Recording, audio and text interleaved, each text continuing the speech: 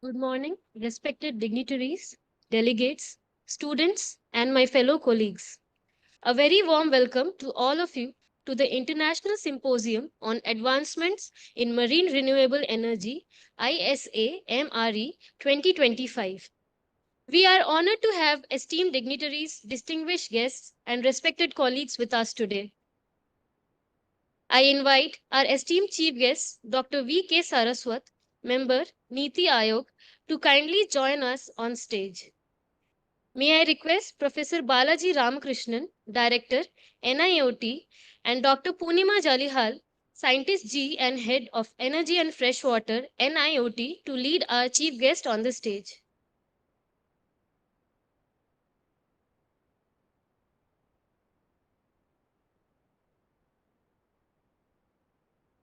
We extend a warm welcome to you.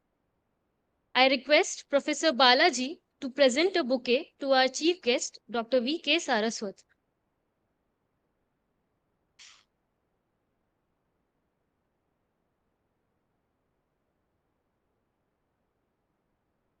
I request Dr. Poonima Jalihal to present a bouquet to Professor Balaji Ramakrishnan.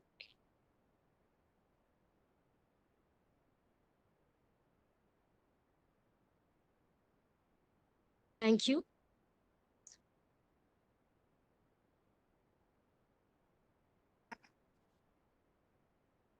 To commence the event on an auspicious note, let us begin with an invocation.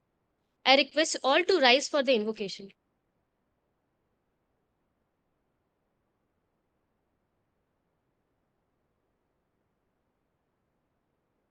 Om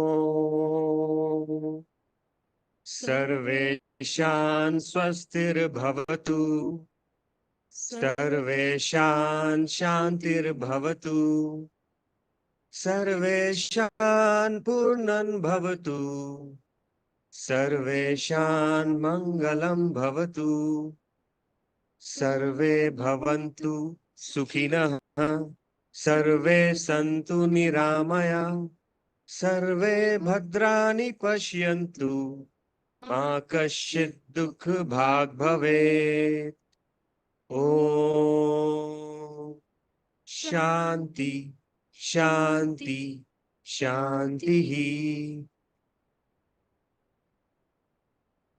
Thank you. You may now be seated.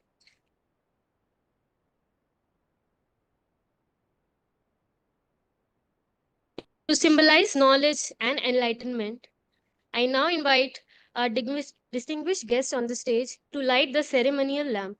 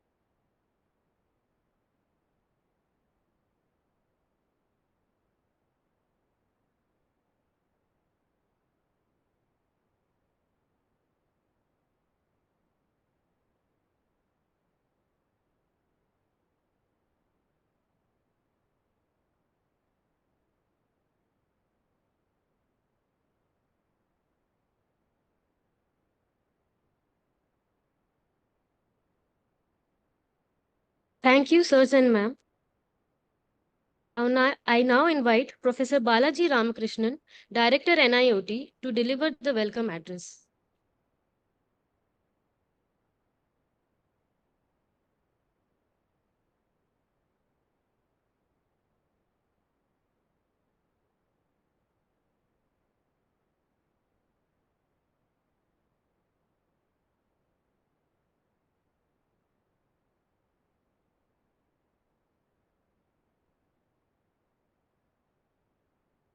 Chief guest of today's function, Padma Shri, Padma Bhushan, Honorable Member of Niti Aayog, Shri Dr. V.K. Saraswat. It's an honor to host you, sir, in this campus. And while we were driving from his hotel to here, he kept on mentioning a fact that how we should recall, remember, reiterate, and record the efforts of the SR generations, life spent in bringing the science and technology of this country to this level of excellence. It's a wonderful discussion. I would say it's relatively a monologue. He has been trying to share his wisdom to me all the way from his hotel to here. It's such an honor to travel with you, sir. Dr. Purnima,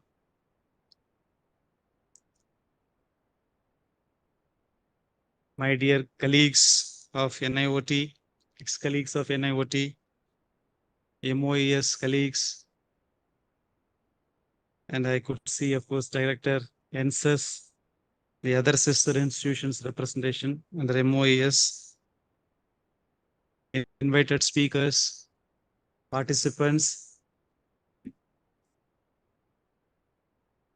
ladies and gentlemen,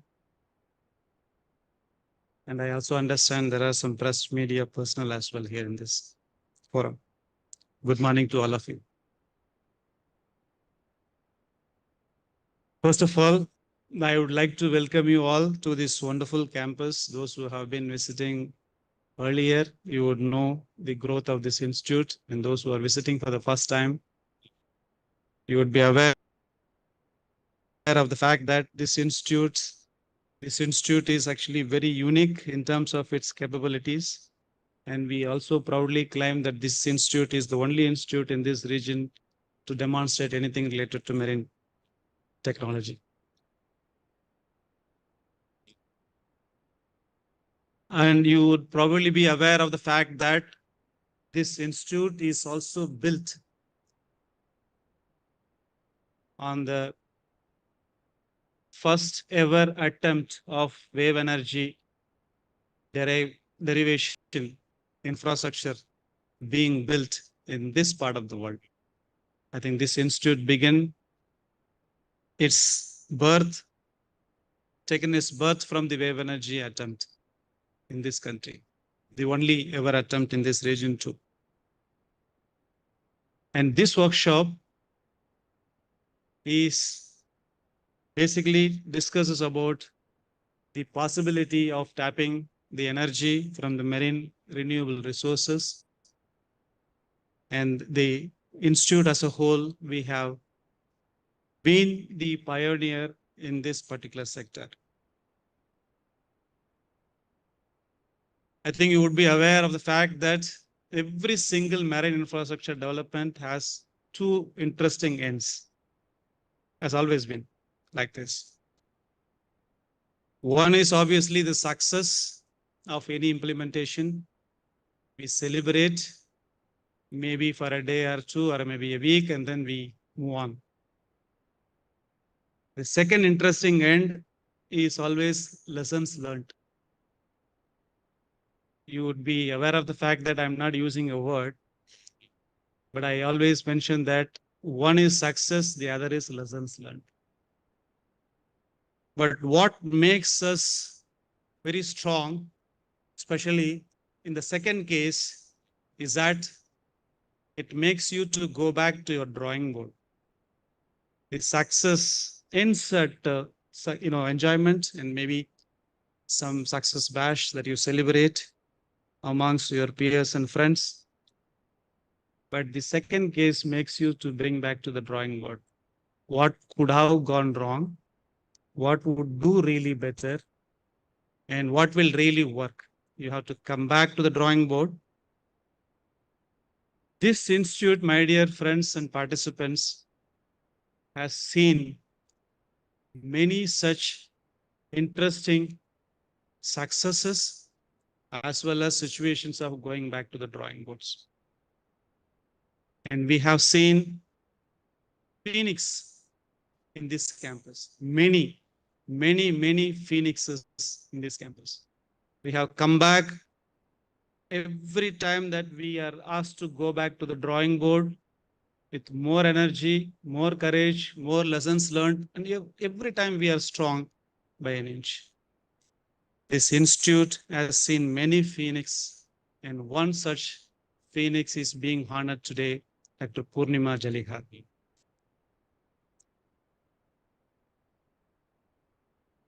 What could be a fitting testament actually to someone who has been working for the past 3 decades of time in the same subject? There are a lot of successes, a lot of lessons have also been learned. And this international symposium very specifically mooted to honor Dr. Purnima. This institute is also built on the clear mandate, very interestingly, 31 years ago, on the principles of blue economy. I think the blue economy has been a buzzword in the recent times, but even in 1993, when this institute was built, the blue economy was the foundation of this institute, like the marine renewable. We talk about energy, we talk about food, we talk about other resources, and all of this actually encompasses the blue economy, and this institute deals every single aspect of that. Since its inception, it is not just in the recent times. Huge amount of opportunities to tap the marine renewables. I hope the deliberations of this international symposium. We also have speakers from across the world in this symposium, 2 days of symposium. They are going to share their experiences in their part of the world. There are every single part of the world when they try to do the marine renewable energy technologies being developed or demonstrated. Challenges are different and they are going to share their experiences.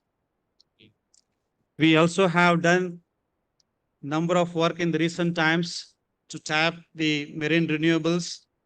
There are, of course, challenges. And as we always say from this institute, every single challenge is an opportunity for us to work together, come together and work together. And we already have some plans of actually utilizing the hybrid power in the Andaman and Nicobar Islands. Our team has already started working on the basics of whether we can actually tap combination of the low wind power that is available in the Andamans and also the solar power that may be again attempted through the floating solar plants and so on. So this will probably bring us completely out of the fossil fuel. I was also discussing with our chief guest while driving. We should come out the dependency on the fossil fuel, especially the Andaman and Nicobar Islands and also the Lakshadweep Islands. They are hugely banking on the fossil fuel. They've been using diesel generators to generate electricity. And we are slowly thinking to come out of these dependencies and make them electricity independent.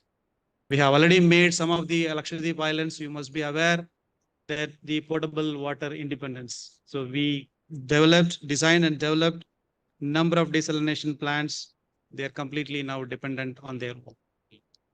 And we are slowly marching towards to make them also electricity independent. There is huge opportunity. They are surrounded by the marine environment. There is huge amount of resources.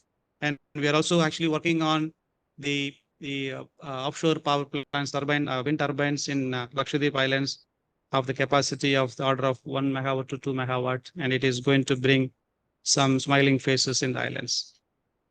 You must be aware of the fact that we already have been working and it is, as we speak, it is getting developed in the Kavaratti Island, one of the VOTEC plants. The power generation may be very small as a pilot scale, that we wanted to produce power just to cater enough the desalination plant that we have designed and developed in Kavaratti Island. And it is coming up, it is shaping up. Maybe Dr. Purnima will highlight those parts a lot during the presentation time. And these islands are the pilot scale for us. And once it is successful, the technology can also be thought of implemented elsewhere in the other parts of the globe, especially the island nations and so on. We would like to spread the awareness and knowledge and share the wisdom too.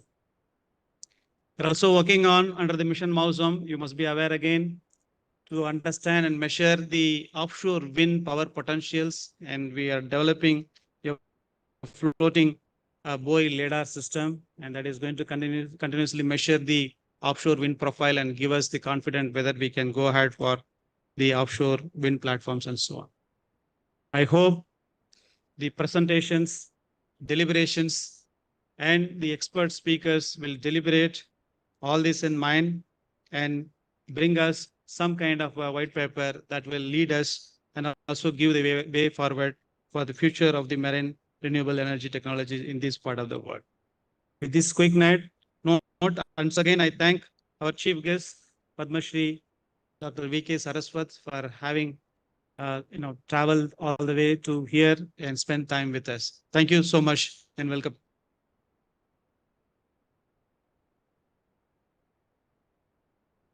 Thank you, sir, for your warm and insightful words. I now request Dr. Punima Jalihal, Scientist G and Head, Energy and Freshwater, to introduce the symposium.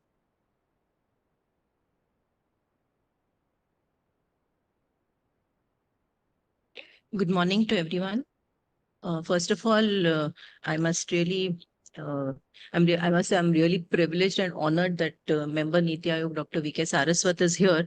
The last time he came for water, this time he has come for energy, and I should say I'm really, really honored with his presence. Of course, Professor Balaji, who's the brain behind this workshop today, I'm really honored that, he thought of this, and thanks a lot, sir. So about this conference, as Professor said, marine energy has been we have been struggling to work on it for all these decades. It still has a long way to go. Even in the Western countries, though a lot of large prototypes have been achieved, the final commercialization is yet to happen. And however, India is not far behind, and we have been really working hard to at least be able to do demonstration projects. So the idea of this, I also welcome all the former directors, current directors of MOS, all the industry participants, students, and other scientists, senior scientists from other institutions. Thank you very much for joining us, and some of you will share your valuable insights in this workshop. Basically, we have several facets that we are going to address. The vision itself, which will be talked about by the international chair of the Ocean Energy Systems Technology Collaboration Program under the IEA, wave, wind, current, OTEC, and ocean thermal gradients.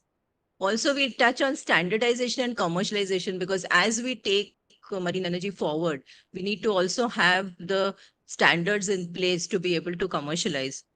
And also it will take care of recent developments. So the idea is that along with wave, tidal, OTEC, the new forms which are now becoming more and more prevalent, offshore wind and floating solar, all these also need to be addressed. There are newer forms, the salinity gradient, and also can we do hydrogen is the latest thing today. So we are hoping that all these will be addressed. And one thing is to put forward the developments already happening in the country and abroad, and also see which way we need to go forward, for which there will also be a panel discussion later.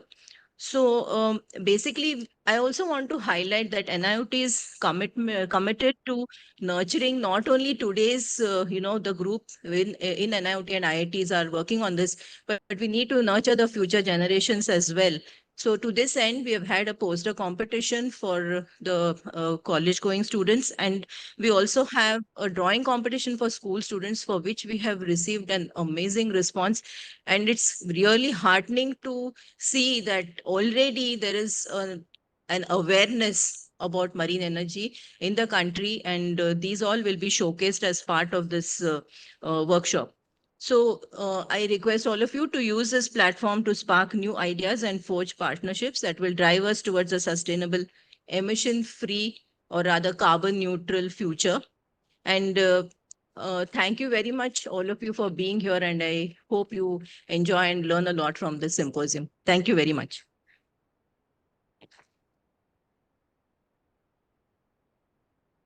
Thank you, ma'am, for providing an overview of this event.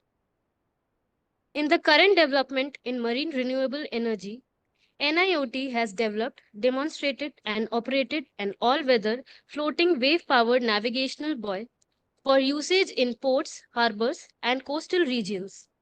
The buoy system uses ocean wave energy to power navigational aids and oceanographic sensors.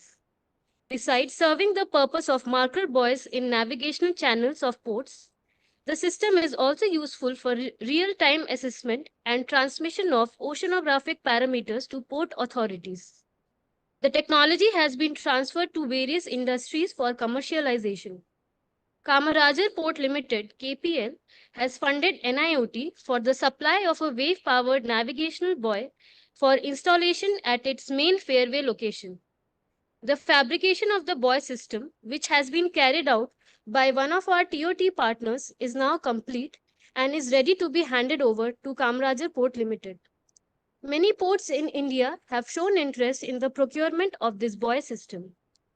As a token of appreciation for KPL towards support in development of the buoy system, I call upon KPL authorities to receive a model of a wave-powered fairway buoy developed by NIOT from our chief guest.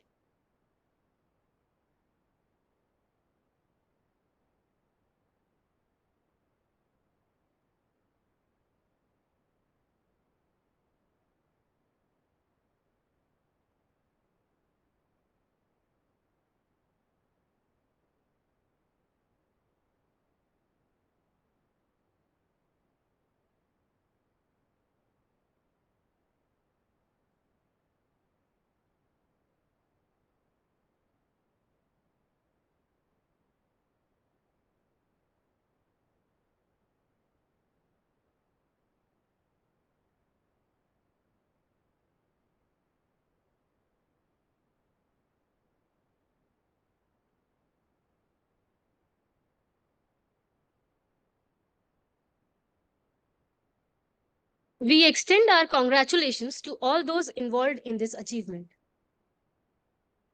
Now we are pleased to present the ISA MRE 2025 souvenir, a reflection of the vibrant exchange of knowledge, ideas, and creativity that will be showcased during the symposium. The souvenir features abstracts of invited talks to be delivered by eminent experts, abstracts from the poster competition, and captivating drawings from the national level drawing competition held for school students of class 8 to 12. The poster competition provides research scholars with a platform to present their innovative ideas and advancements in marine renewable energy. The selected posters to be displayed during the 2 days of the symposium cover a range of topics, including wave energy technologies, offshore wind solutions, tidal energy innovations, and sustainable ocean resource utilization.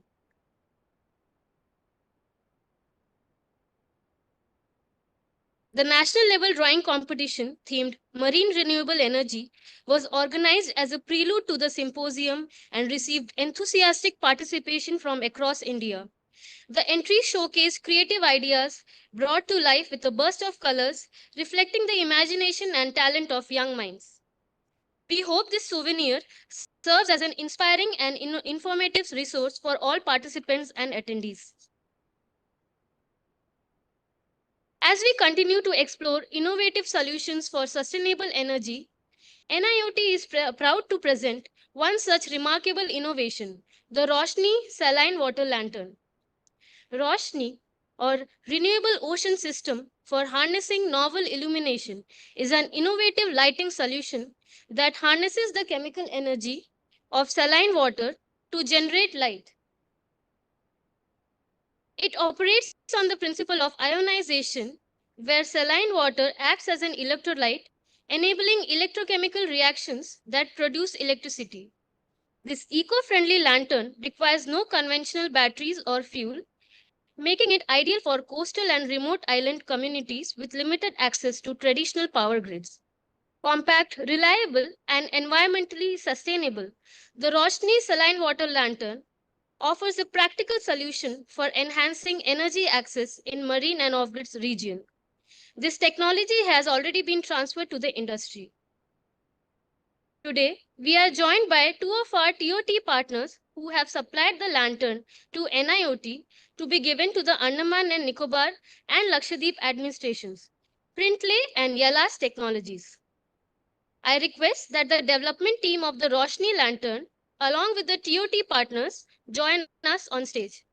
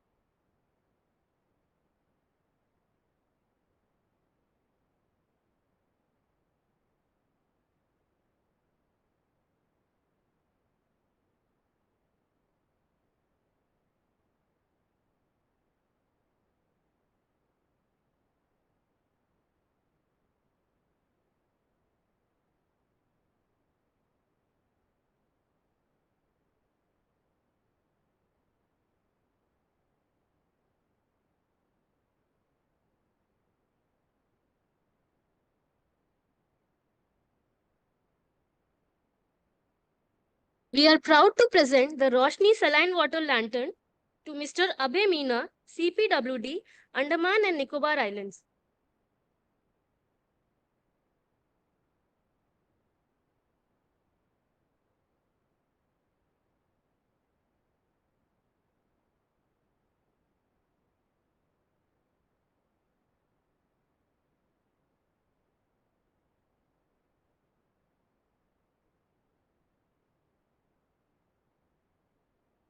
We are also proud to present the lantern to Mr. C. Hidayatullah, Lakshadweep PWD.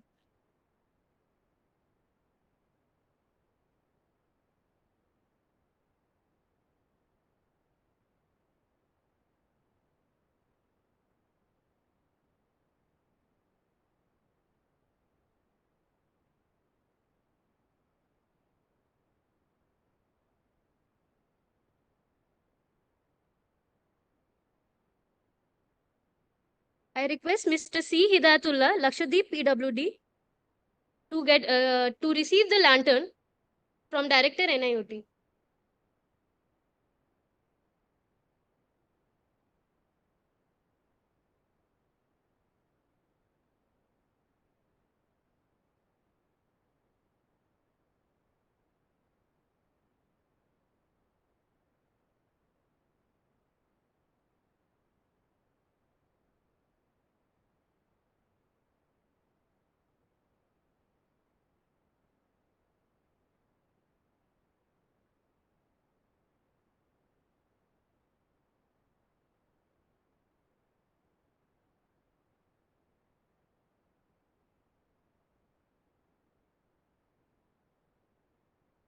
Thank you all. We are confident this innovation will bring positive change to these regions.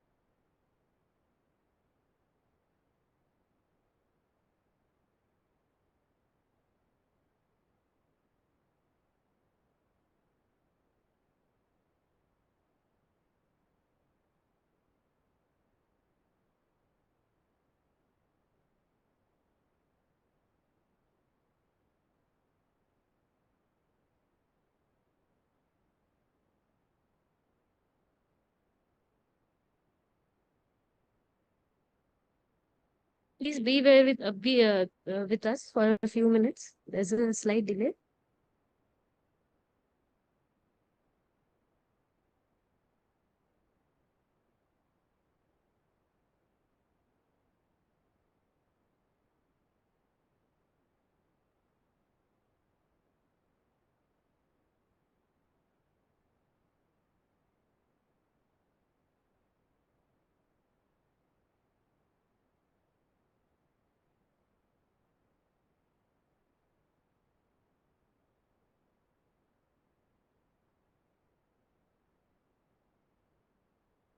Dr. Vijay Kumar Saraswat is a distinguished scientist with an extensive experience in defense research.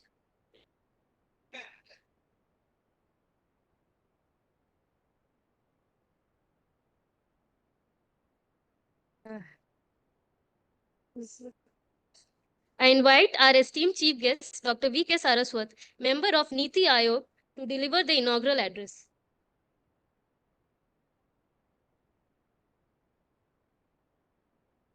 So, good morning, namaskar. Dr. Balaji, Dr. Purnima, and all the distinguished scientists of NIOT. I see a gentleman from France probably sitting here. Very nice to see you here. My greetings. My greetings to all the scientists, ladies and gentlemen, members of the media. It's indeed a great day for two reasons, but because we are talking of energy, marine energy. One is one of your very good scientists is being honored today as she is going to complete a glorious tenure of 30 years, 40 years, how many years, I don't know, in this particular service. It's good. One of the things which I would like to say here is that I have been coming to NIT Goa, NIT Chennai, interacting with the scientists of Department of Earth Sciences for many, many years. I think in Goa and even in Chennai, there were a number of seminars being held on blue economy. And I think I delivered talks on at least two of them, if not more. Similarly, last time I came here, we were talking about water. And I saw a lot of good work which was being done by NIOT here. Just now I saw some excellent document where the abstract of large number of papers which have been written on the renewable energy using marine resources have been collected. And to top it all, I saw a document which has been prepared by young kids, which highlights the functioning of all forms of marine renewable energy. After seeing all that, I find my talk is not going to be of much impact because all of you are expert in this area. Most important thing I would like to say that NIOT today is in the realm of a major mission, Samudrayan, Indian Ocean Mission, National Ocean Mission as we call it. And whenever you work on a mission of this class, it has to cover all aspects of that, whether it is understanding of the ocean, whether it is exploitation of the resources from the ocean, whether it is energy from the ocean or the marine biology, whatever that. So the scope of this mission is very, very large. And I was just talking to your director, sitting together, that this is an opportunity for us to expand the infrastructure in our laboratories. Because only through these missions you can expand. Because the resources required to actually set up facilities which are very close to the ocean in terms of behavior, in terms of performance, in terms of the ecosystem, are quite difficult to set up otherwise.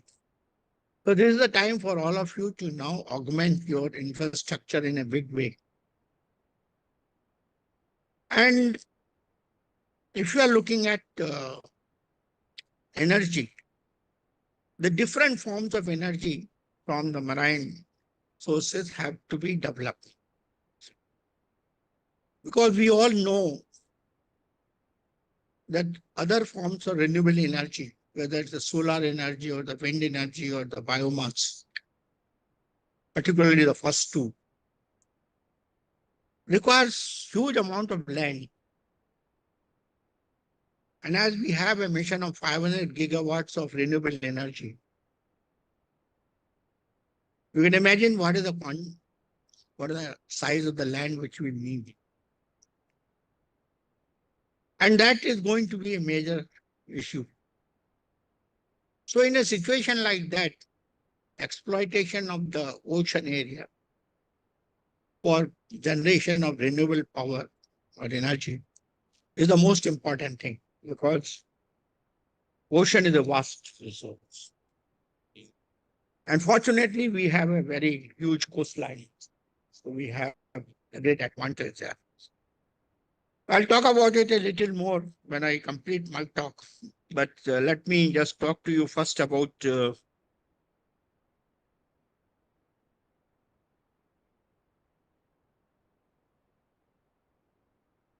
function. It does, but with the delay.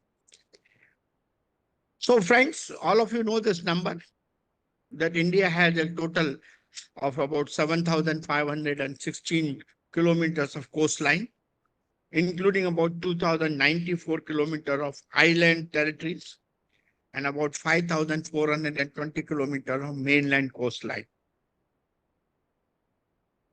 And if it is, what are the states which come under it? About 9 states and 4 union territories. And it is bordered to the west by Arabian Sea, Indian Ocean, and the east by the Bay of Bengal. In fact, I am the one who has exploited Bay of Bengal maximum. As a missile scientist, that was the direction in which we used to launch missiles. And I still remember whenever we went for launching, we had to issue a note up so that the ships don't come, the aircraft don't come, and so that. During that time also, there was a talk going on of exploiting Bay of Bengal for exploration of oil and gas. And as you know, that this process requires a lot of time and deployment of number of machinery and equipment. It used to be one of the fight between the Department of Petroleum and Natural Gas and Hydrocarbons and DRDO. We would not like to give certain zones in which we were launching, and they wanted to drill holes only on that place. So we have to find solutions to such problems always. Tomorrow, when you are going to do Samudrayan, you will have a similar situation when you are going to put your submersibles and so on. Tomorrow, we are going to exploit the sea for generation of marine power. You will be building infrastructure into the sea, or a floating solar, or a floating wind. So all that would require certain clearances and regulations. One of the major things that is needed here is the exclusive economic zone of India. We need more of it, which has an area of about 2.02 million square kilometers within a limit of 200 nautical miles from the coastline. But that's not enough for us. We have to go beyond that. And hence the Seabed Authority has to be approached for getting access to the part of the sea which is common to the whole globe, and then we should be able to exploit that. You can see the green patches what have been shown along the coast of India, which are actually the areas where you have the economic zone.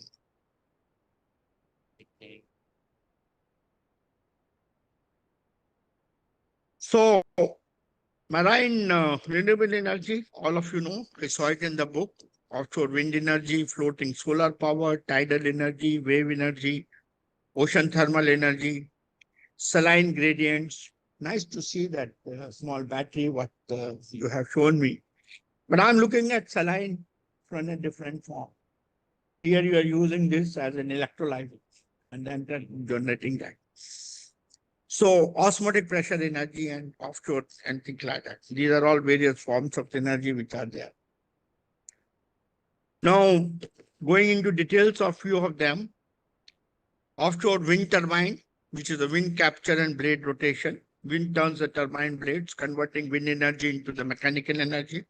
And that mechanical energy is converted into electrical energy. And then transmission. One of the major problems of this particular ocean energy problems is the transmission of generated power to the land. How do we evacuate? I still remember your experiments, what you were doing at Lakshadweep or someplace. When 𝐌𝐀𝐑𝐑𝐈𝐍𝐄, you were trying to evacuate power onto the land, and the cables used to be washed away by the currents of the sea, and that used to be a major problem. In fact, one of the things in 𝐷𝐿Tech was basically evacuation of power. I'll come to that. Then you have tidal energy, where the water movements are placed in areas with strong tidal currents, and they move the turbine blades, converting kinetic energy to mechanical energy. While traveling yesterday with Dr. Prasad, it occurred to me how a tidal energy, where the tide is going plus and minus direction, it changes direction, how the turbine is maintaining its rotation. So he was trying to explain to me in the car itself, but we could not complete our discussion. And the first thing I did after I settled down off my dinner was to read on the net all about how this whole symmetric hydrofoil works and things like that. It was very interesting because it was very close to the kind of aerodynamics what we had done in our other systems. So understanding of this and designing this, and I'm happy that your organization is able to design such turbines. And of course, again, power transmission, generation of electricity and transmission to the electric grid, these are some of the problems. Then ocean energy. One is a point observed, the floating buoy. The device consists of a floating part that moves and up and down with the waves.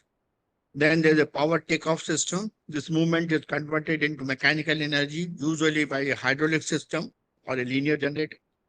Then electrical generation. Mechanical energy is then transformed into electrical, which can be fed into the power grid. Overtopping wave energy converters, where the wave captures, pushes water up into the reservoir that sits above the ocean surface. This was another area where I had some interest way back in 2013. And tidal and wave, I used to think that why not? So I studied about the 𝐷𝐿𝐻𝐂 screw at that time for raising the head and then using that head and running a turbine, that kind of a thing. I don't know whether you have experimented in your lab with that, but that is the kind of both in the tidal and wave this can be done. So stored potential energy, the collected water gains potential energy due to its elevated position, and water flows back through the turbine similar to a hydroelectric dam. Then you have the oscillating water column, where the wave motion enters and rises inside a partially submerged chamber, trapping air above the water surface. Then air compression and expansion. As the wave rises, they compress the trapped air, forcing it through a turbine. When the waves recede, air is drawn back to the turbine, which generates electricity. Bidirectional airflow spins the turbine, which is connected to a generator that produces electricity. Then we have attenuators, where wave interaction.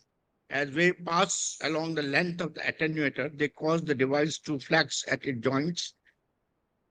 The flexing motion drives hydraulic pumps or other mechanical systems inside the joints, and captured energy is converted into electricity using a generator.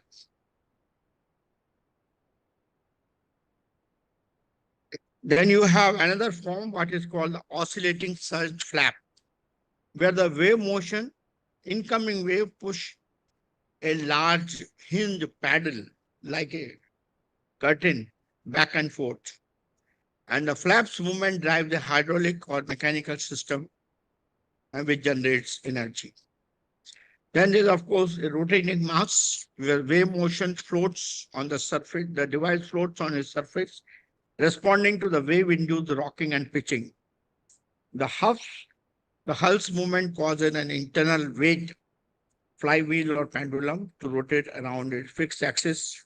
This rotating mass drives a rotational alternator, which converts mechanical energy into the electrical energy. So these are the hot spots for marine renewable energy. You can see here, all the bright spots are more potential for marine renewable energy. You can see both in terms of mean power in kilowatt per meter, that those are the hot spots which are available.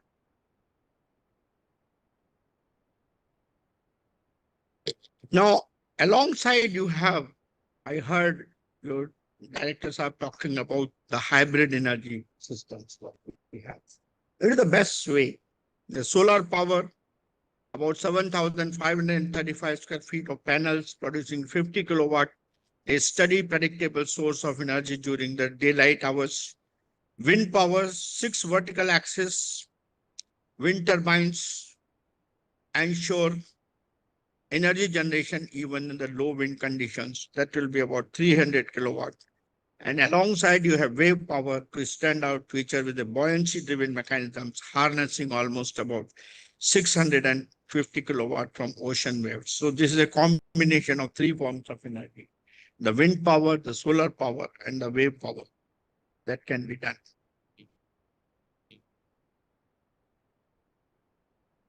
What are the advantages? Hybrid solar photovoltaic and tidal power plant. It gives you increased reliability because solar is intermittent, but tidal is predictable, ensuring a continuous power supply. Maximizing the energy conversion and generation, 24/7 tidal energy, so increasing the total output. And minimum environmental impact because both are clean. Sustainability, because both energy sources are long-term and reliable, providing energy security. Both forms give the similar form of power. Tidal energy stabilizes fluctuations in solar power, enhancing the grid reliability. Economic viability is also good because increased efficiency lowers the cost. Energy independence reduces reliance on the imported fossil fuels, promoting local renewable energy.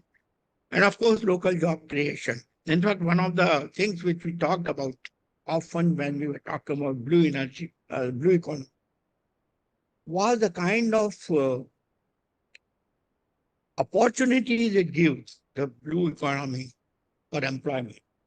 While we are talking of fishermen and only fishing, but I think if you do industrialization, the way we are talking of energy or other forms of exploitation like mining and things like that, the kind of employment that can be generated, it will be huge. So that is the, in fact, we were talking about many of these marine cultures which can be done today. So these are the main things that can be done. So there are policy and regulatory landscape for marine renewable energy. We have a national action plan on climate change, which supports renewable energy development, including marine sources. We have MNRE notification of 2019, which clarifies that energy from tidal, wave, and ocean thermal energy is considered renewable and counts towards non-solar renewable purchase obligation. National Offshore Wind Energy Policy provides a framework for offshore energy development, which could extend to marine energy. And then we have draft National Energy Policy, which acknowledges the potential of ocean energy and encourages R&D. Of course, we have environmental regulations like marine energy projects must comply with coastal regulation zone rules and undergo environmental impact assessment. These are the major requirement that happens. What are the potentials what we have? for future directions. For example, if you talk of marine renewable energy in India, India has an estimated about 12.4 gigawatts tidal power potential out of the total 54 gigawatts ocean energy potential. Key reasons for the tidal energy extraction include the Gulf of Khambat and the Gulf of Kutch on the west coast and the Sundarban region in the West Bengal. OTEC has a theoretical potential of almost 180,000 megawatts in India, subject to suitable technology evolution. I want to give a small story on this. When I came to NITI Aayog, your former secretary, I forget his name, Mr. Muthu Mr. Muthu made an all-out effort to set up in Chennai and other parts of the South India OTEC-based energy systems. And he submitted a lot of reports, detailed reports, how that can be done. And I think Department of Earth Sciences kept on deliberating on that. Unfortunately, we have not taken that scale. While I know you have done good work on OTEC, maybe in Lakshadweep, you have done somewhere else also. But the kind of figure what I'm talking of, we have the potential of about 180 megawatt. That could be done only when you have a plant of something like 5 megawatt setup or 10 megawatt setup. That is the kind of thing. And I mentioned to you, one of the major problems of technology is evacuation of that power. If you are able to evacuate power, because you are going to go not on the economic zones, you will be quite away also. So the length of cables that have to be run and the kind of support that is needed, I think it's a major thing.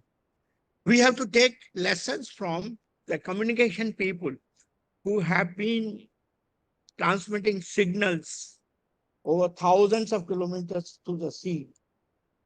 And why can't the power cables also do the same? Unfortunately, we have always been doing not at the seabed, we are doing it somewhere in the middle. And as a result, you have a huge problem of tidal nature, which is not able to stabilize the whole process.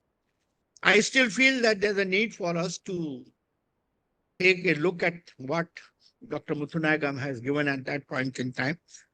And we should start a major program as far as the OTEC energy is concerned in the country.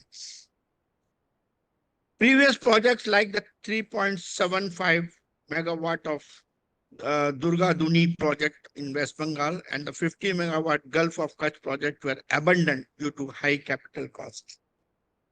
Now that cost is another one parameter we have to look at. The cost is not one of the OTEC. Because basically OTEC is based upon the temperature differential what we have.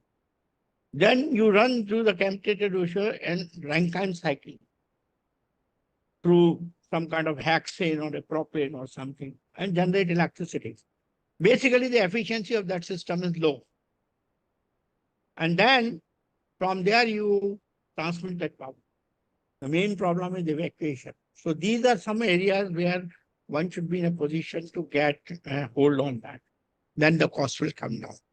The same thing is applicable. Some of the elements here are common with what we call as geothermal energy.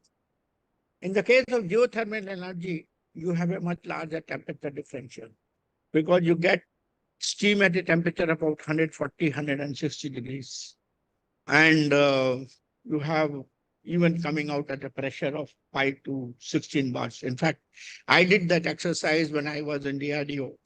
We drilled a well in Chumtang Valley in Leh Ladakh. And we could get steam from a depth of about 2 kilometers at 16 bar pressure at 140 degrees Celsius. And then we were about to put it through a Rankine cycle system. Unfortunately, at that point in time, nobody had that whole process of heat exchange and running through that cycle and all that. which we give it to some academic institutions, and they did not show much interest. The result of that is that even today, with a lot of our effort today, the geothermal energy exploitation in the country has not been very good. Now only we are seeing ONGC and some of the other agencies are trying to dig wells and trying to see. But we have a huge resource of geothermal, right from Kumaon on this side to Kargil on that side. The entire Himalayan region, if you take your NGRI's report, it very clearly says what is the kind of potential. And not only the Himalayan region, Chhattisgarh and many other states also have similar hot springs which are responsible. We need to do the technology which are similarity there and come out of this high cost problem. The cost per megawatt for tidal power projects was significantly higher than other renewable sources. So friends, it is one of your requirements. How do you bring down the cost of tidal power so that it can become comparable with other sources? One point which I would like to mention is the scale. If you do the costing based upon a very small plant, you will always be found highly costly. The scale at which you have to do is very high. So future strategy is a clear long-term policy which incentivizes for marine energy can drive private investment. This would support industry participation, making marine energy a viable part of India's renewable energy mix by 2030.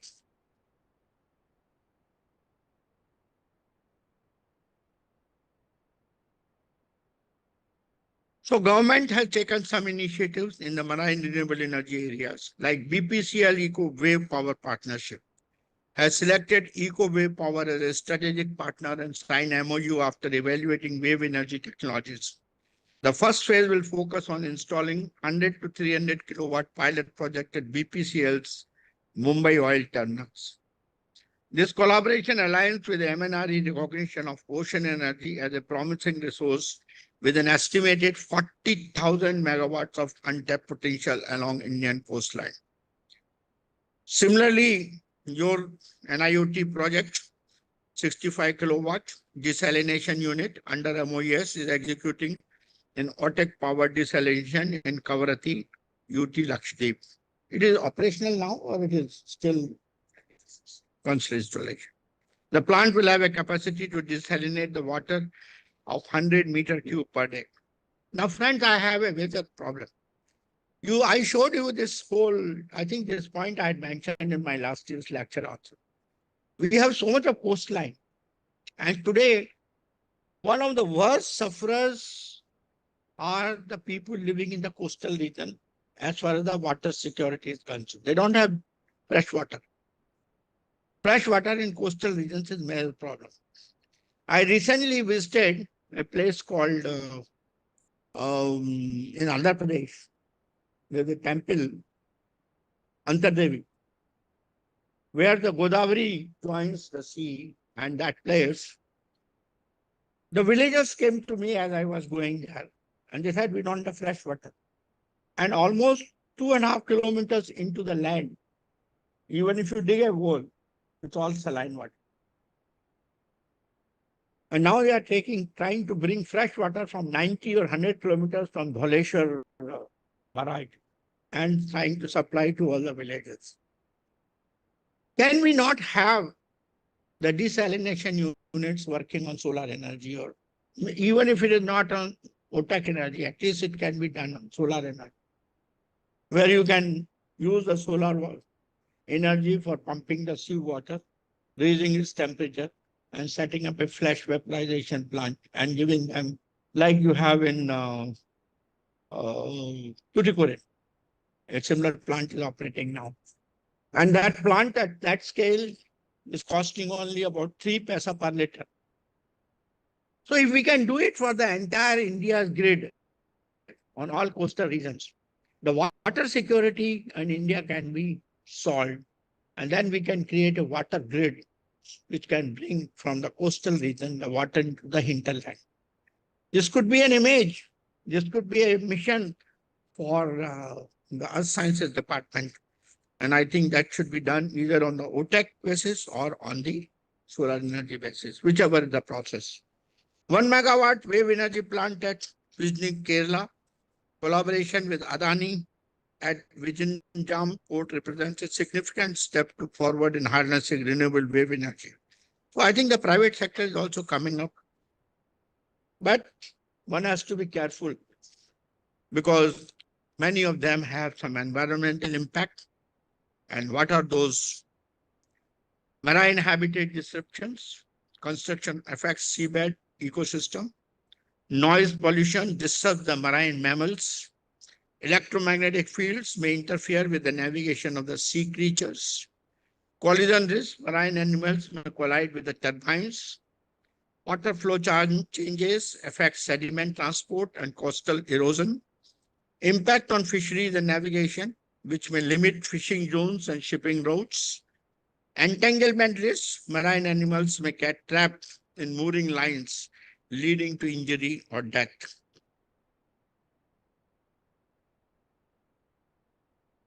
But there are benefits which outweigh some of these problems. Renewable and sustainable energy, unlike fossil fuels, ocean energy is an abundant source. Low carbon footprint, so it will help us in reaching our goal of net zero by 2070. It will give us energy security, and I also want to add here, if you can do water security. Job creation and economic growth, as I mentioned to you, it provides employment in coastal and maritime industry and support for coastal communities. Reliable marine renewable energy can provide electricity to remote coastal regions and islands. I personally believe that India has the Sagarmala program, where we are trying to build the coastal regions as industrial units, which can give good employment to the people and add to the blue economy. That is our purpose. But I think we are not integrating some of we are only talking of adding more ports, trying to do some more, little bit more about the fishing and things like that. But we are not thinking of developing coastal regions as industrial units. If you are going to develop coastal units and industrial units and run all the diesel generator sets for powering them, I think it will be the most negative thing as far as sustainability is concerned. So what we should do is, we should integrate all these renewable energy programs with the Sagarmala program.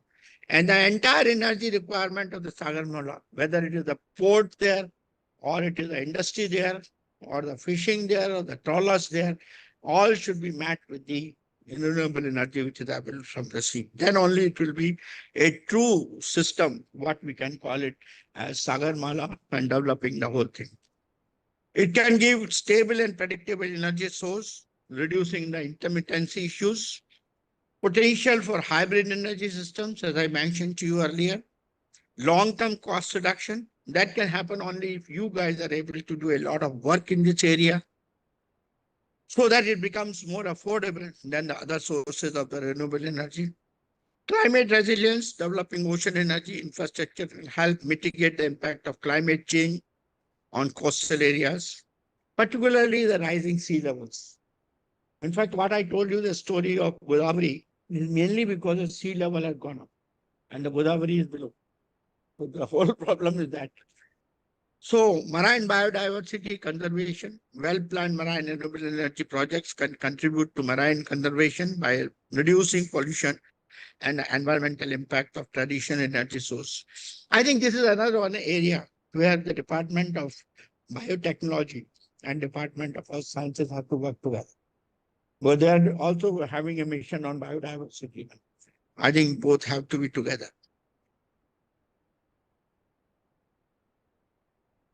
What are the challenges in marine energy deployment? One of them is high initial cost, which requires substantial capital investment, needs technology intervention for reduction. Harsh marine environment, where equipment must withstand the extreme weather conditions, corrosion, and biofouling. As I mentioned to you, one of the major issues is the grid connectivity issues. Many potential ocean energy sites are located far from existing power grids, necessitating costly infrastructure for development. And the last but not the least is the technology maturity. Compared to wind and solar energy, marine renewable technology are still in their early stages and require further research and development. I think that is what I would like your department to really look at. How do you take from whether it's OTEC or tidal or wave, whichever source of energy or hybrid. I think there should be in each of them, there should be minimum 5 projects which should be running under the Department of Earth Sciences. Where you would like to take it from, some of them maybe at TRL 4 to something like TRL 7 or 8, we should be able to do that. That is a journey NIOT has to perform as far as the renewable energy is concerned. Then only the technology maturity. And your participation, I saw some of the industries participating with you. But I think this is still much below par. It is essential that we bring the industries for the commercialization. Like I saw some Adani projects are coming. I saw some Tata projects are coming. I think it has to come at a much larger scale.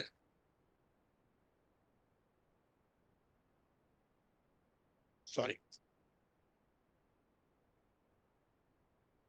Then you have environmental concerns, regulatory and policy challenges. You have intermittency and variability. While tidal energy is predictable, wave and other forms of marine energy can be variable, requiring efficient energy storage solutions also. Then you have public and stakeholder acceptance. Local communities and industries reliant on marine resources may resist large-scale ocean energy projects due to perceived environmental or economic risk. I think outreach programs are very important. Like the Today Press is here. I saw the students talking about these things. I think you have to play a major role in convincing people that it is not going to be as negative as far as people think, as far as the environmental and other concerns are there. What is the kind of a market we have today? We have market will grow at a CAGR of about 22.8% during the forecast period from 2023 to 2032. And these are the various forms like wave energy, tidal energy, OTEC, and salinity gradient power. This is what is going to happen. Market was valued at $1,145 million in 2023, and forecast is that 6,907 million by 2022. 37% of the global market share was accounted by Europe in 2022. Based on the product type segment, the wave energy segment accounted for the largest market share of 47.9%. And market is expected to rise, as I mentioned to you, at a CAGR of 22.8. This is not Indian figure. This is global figure. I'm giving it.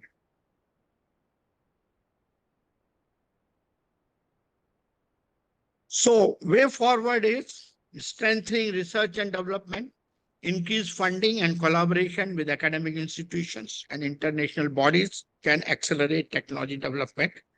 I think we should have good rapport with Netherlands. Netherlands has done significant amount of work in the area of ocean energy. So I think we should tie up somewhere some of the projects. Pilot projects and demonstrations, small-scale deployments can provide valuable insights before commercial scale adoption. Infrastructure development, investment in grid connectivity, ports and coastal infrastructure will enable smoother integration of marine power.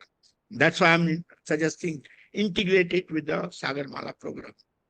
Policy and financial initiatives, a clear roadmap with subsidies, tax benefits, and feed-in tariffs can attract investors and boost confidence in the sector. Finally, the public awareness and industry engagement. Encouraging industry participation and public support through awareness campaign can create a favorable ecosystem for marine renewables. That's all I want to say. Thank you very much. Wish you all the best.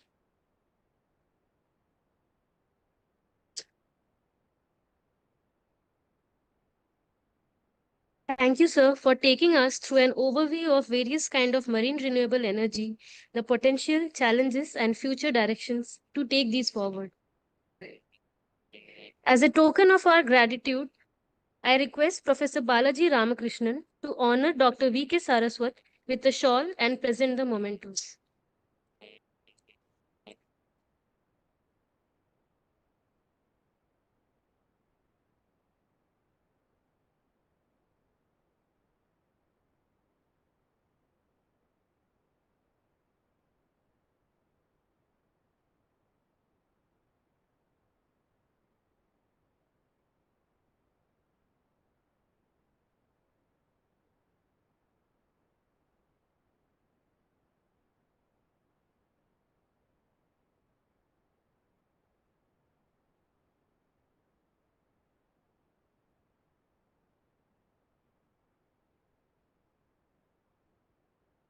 The memento is the conceptual design of a spar-mounted floating OTEC desalination plant envisaged for pilot-scale offshore demonstration of generation of energy and water using OTEC as part of objectives of the Vertical 5 of the Deep Ocean Mission.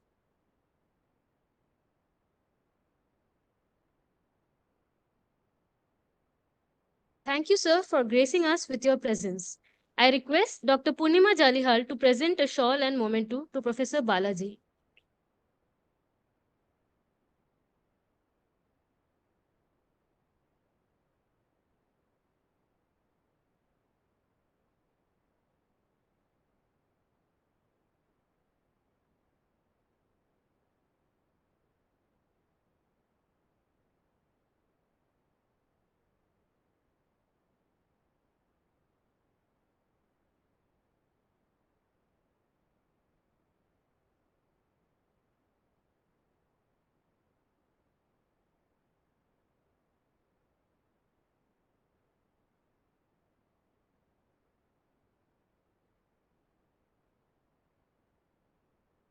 Thank you, sirs and ma'am.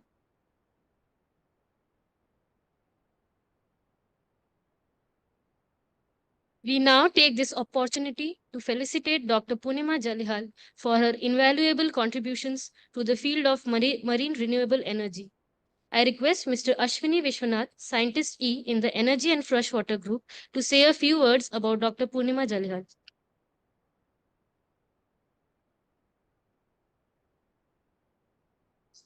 Welcome all. It gives me immense pleasure to read out the contribution of our head, Dr. Purnima Jalihal, in the area of marine renewable energy. Dr. Purnima Jalihal is a distinguished scientist who heads the Energy and Freshwater Group at NIOT. Throughout her career, she has immensely contributed to the development of marine renewable energy and making it as it stands today. She has led device developments for harnessing ocean energy devices from waves, marine currents, and ocean thermal gradient, OTEC, and has played a major role in developing the ocean thermal desalination technology. She has a PhD in civil engineering from Duke University, USA. She was awarded the Vishwakarma Medal in 2006 by the Indian National Science Academy for her contribution to the coal water pipeline for the first ever LTDD plant in Kavarati in Lakshadweep, and the Uhera Prize for 2019 by the International OTEC community for her contribution to the development of OTEC. She's on many committees of Indian government organizations related to water and renewable energy and was the European Union led Clean Energy Mission Innovation Champion for India 2020. She was felicitated in Women Behind the Changing Chennai Scenario Future Female Forward event, CNBC TV 18 in July 2023. She is currently the Vice Chair of the Executive Committee of the Ocean Energy System, OES, a technology collaboration program under International Energy Agency. She has been instrumental in making India a permanent member, P member in the ICTC 114 for marine energy and is a chair of the BIS Mirror Committee, ETD 54. Let us applaud the contributions of Dr. Purnima Jalihal, who has left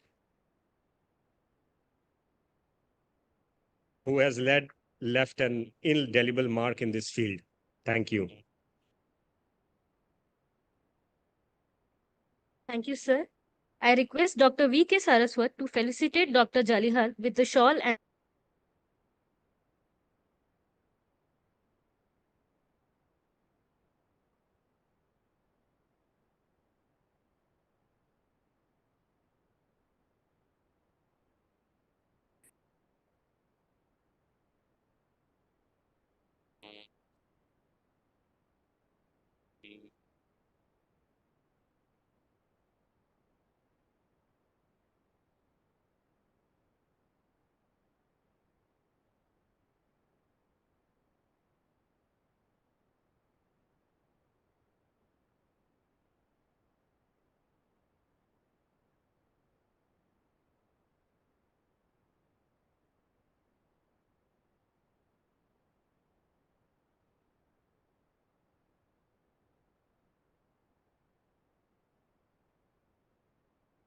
Thank you, sir.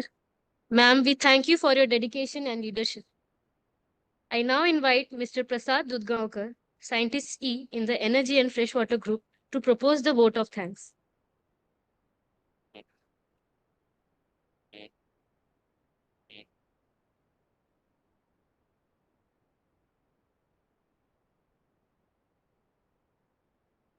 Namaskar. Thank you, Anurekha. It's a very pleasant duty for me to propose vote of thanks. At the outset, on behalf of organizing group, we would like to express our deep gratitude to Honorable Member Niti Aayog, Dr. Vijay Kumar Saraswatji, for accepting our invitation to be the chief guest for the inaugural function of this symposium.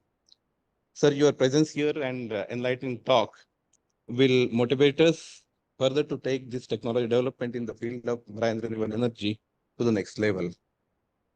We would like to express our thanks to all invited speakers and dignitaries, our ex-directors, for accepting our invitation and agreeing to share your invaluable thoughts on this forum. We are looking forward to listen to you. We'd like to extend our appreciation to the officials of Kamarajar Port, Lakshadweep administration, and Andaman Nicobar administration for being present here today. And I would be erring if I don't mention that the thought of the symposium was sought by our director, Professor Balaji Ramakrishnan. And Professor Balaji, we are grateful to you for being there at every step of planning and execution while organizing this much needed symposium on marine renewable energy. We also thank all the participants, delegates from industry, the student participants for the drawing competition, and research scholars and postgraduate student participants for post competition. Then last but not the least, we'd like to thank all staff of Energy and Freshwater Group for their tireless efforts during the preparations, and all NIT administrative staff for their support for this event. Welcome you all, and we are looking forward to witness engaging and fruitful deliberations. Thank you all.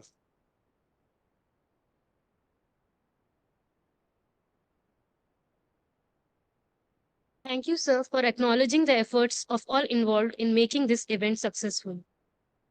May I now request everyone to rise for the national anthem.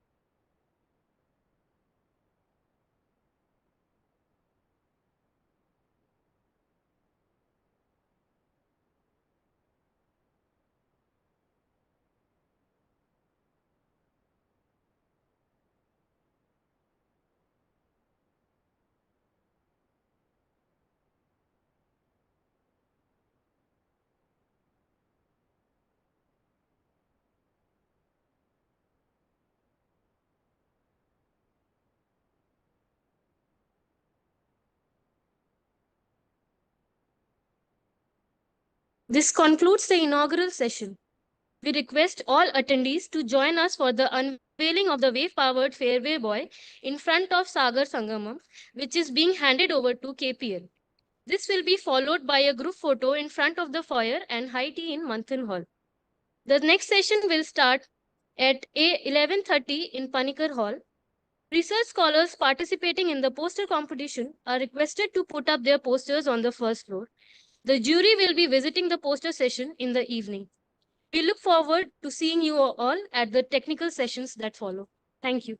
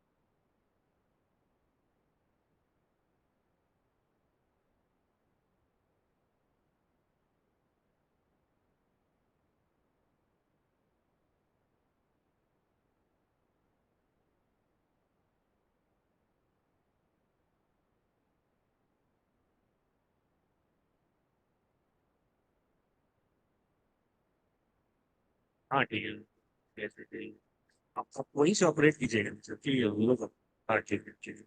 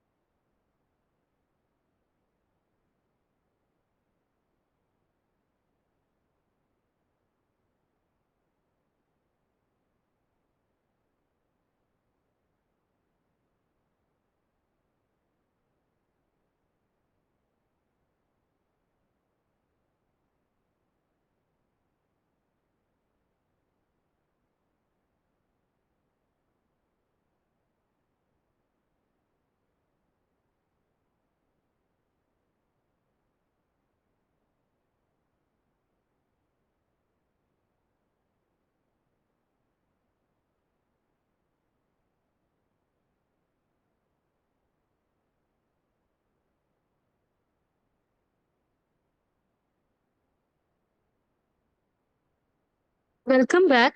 I hope you all enjoyed the high tea. We will be starting the session 1 on vision on marine energy.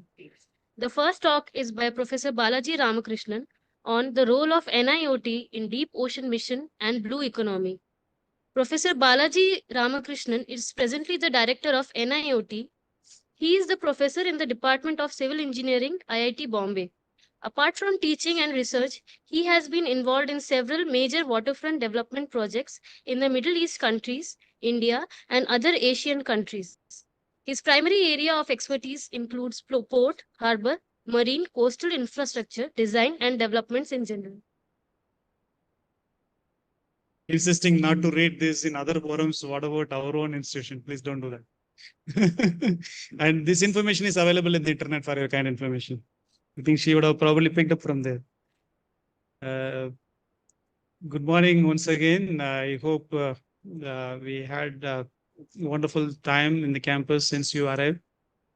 Welcome again back to the campus. Like I always mention, this wonderful institute, one of its kind and very unique in the country. And we are the only one to demonstrate any technology that is required to be done in the marine environment.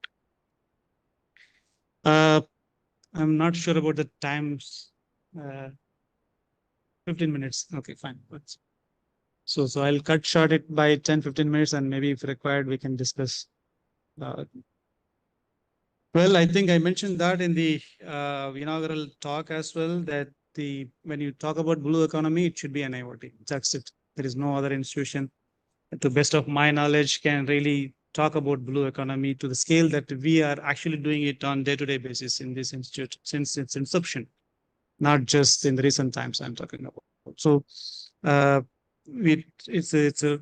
very clear that if you look at the mandate given to us by the ministry in the year 1993 November, it clearly states that we are dealing the blue economy all the time. So we are talking about developing indigenous technologies to harness the living as well as non-living resources. So if you list out the living resources, we have done a lot. And if you list out the non-living resources, be it is energy, be it is water, be it is minerals, be it is being demonstrating any technology that are being challenged by the humankind. So we have done it in our own style. I will skip that part. You are familiar. This is the main campus where we are all seated now. And we do have some beautiful campus in Sri Vijayapuram, erstwhile Port Blair in Andaman, almost of the similar side dimension, 50-acre campus. We do have wonderful large waterfront, more than 200-acre campus in Andhra Pradesh. We got a private beach in case if you want to come and visit us, not during the summer for sure. But we got a kind of private beach of course. So we also have some 50-acre campus in Chitted, other Andhra Pradesh coastline and so on. And we always dream big, and we would like to have, if everything goes on fine, maybe regional centers in every maritime states. That would let it happen. We have footprints, starting from Arctic to Antarctic. I think NIOT has demonstrated many of the technologies, and we have some moorings installed in Arctic to observe the climate, large-scale climate change variability, ice melting and all that. And we also have demonstrated a lot of technologies in Antarctica. Of course, in collaboration with the other MOEs, sister institutions as well. So they were kind enough to accommodate sometimes, ship time. We call them ship time. We share the resources within the MOEs, sister institutions. So we travel together in many places, and we have demonstrated many things in the and largely our focus is Indian Ocean and of course the Arabian Sea as well as the Bay of Bengal. We classify our R&D activities largely into different categories. Maybe you can find this in the internet, so I'll move on. Nonetheless, I think it is also known to you. We do service to the nation as part of our commitment towards the mission, the ministry's mandate. We do service to the science and of course, even to the society a lot. You have heard right from the morning that we have developed actually in-house design of desalination plants in Kavaratti, and that is the sole water supply, potable water supply as we speak, to the island communities, and that directly to the society. And we also have futuristic thinking, including the Samudrayan that we have taken up. And of course, I'll skip some of these slides just, for you to go through whenever you get time. And most of this information is also available, if you just randomly browse it and even in Wikipedia and other informations. But maybe this one, which would probably be little interesting to the audience here gathered here.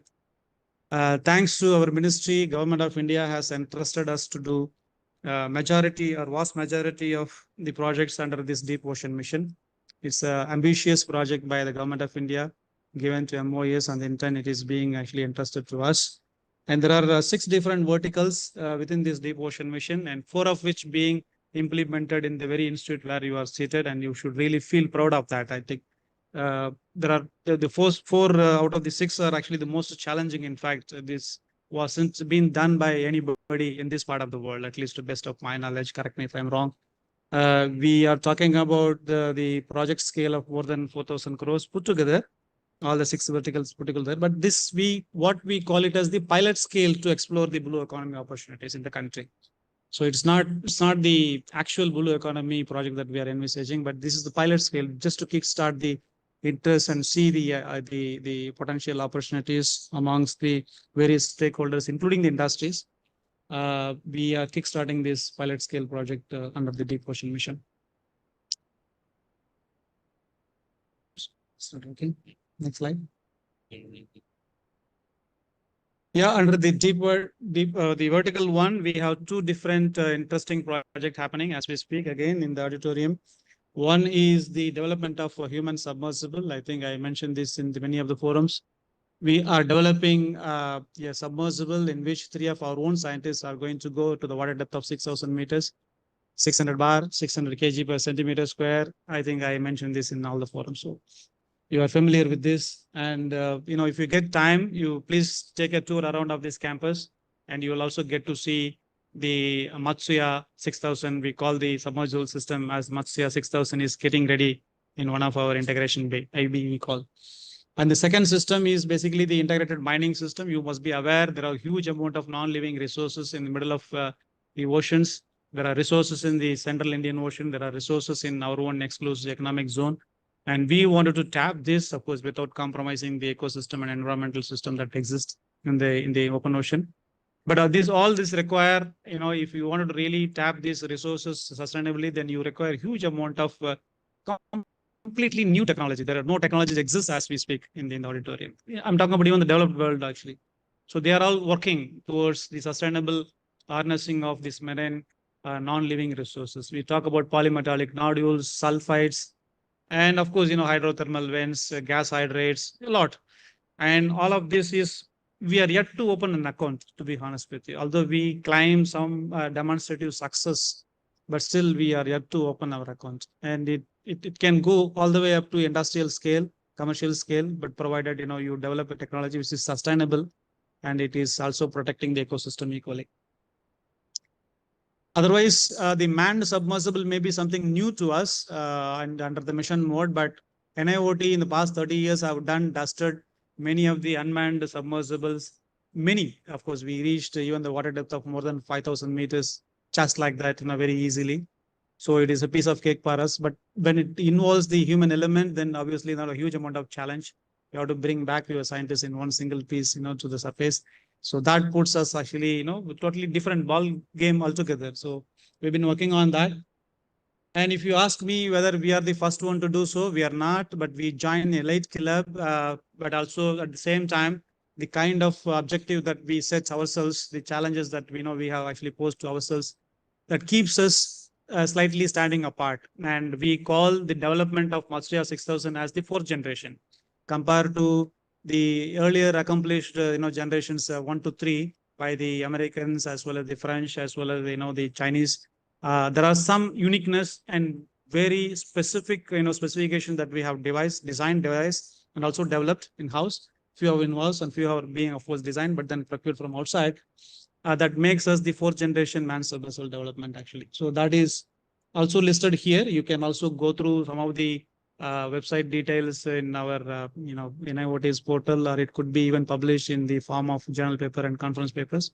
The uniqueness, 10-point uniqueness of why we are calling ourselves as the 4th generation manned submersible. Yes, it starts from the concept design. I think this could have been better explained by our deep sea tech scientists, but they are not here. But they'll be there in their integration bay as we speak. They would be probably working on the development of 𝐊𝐶 6000.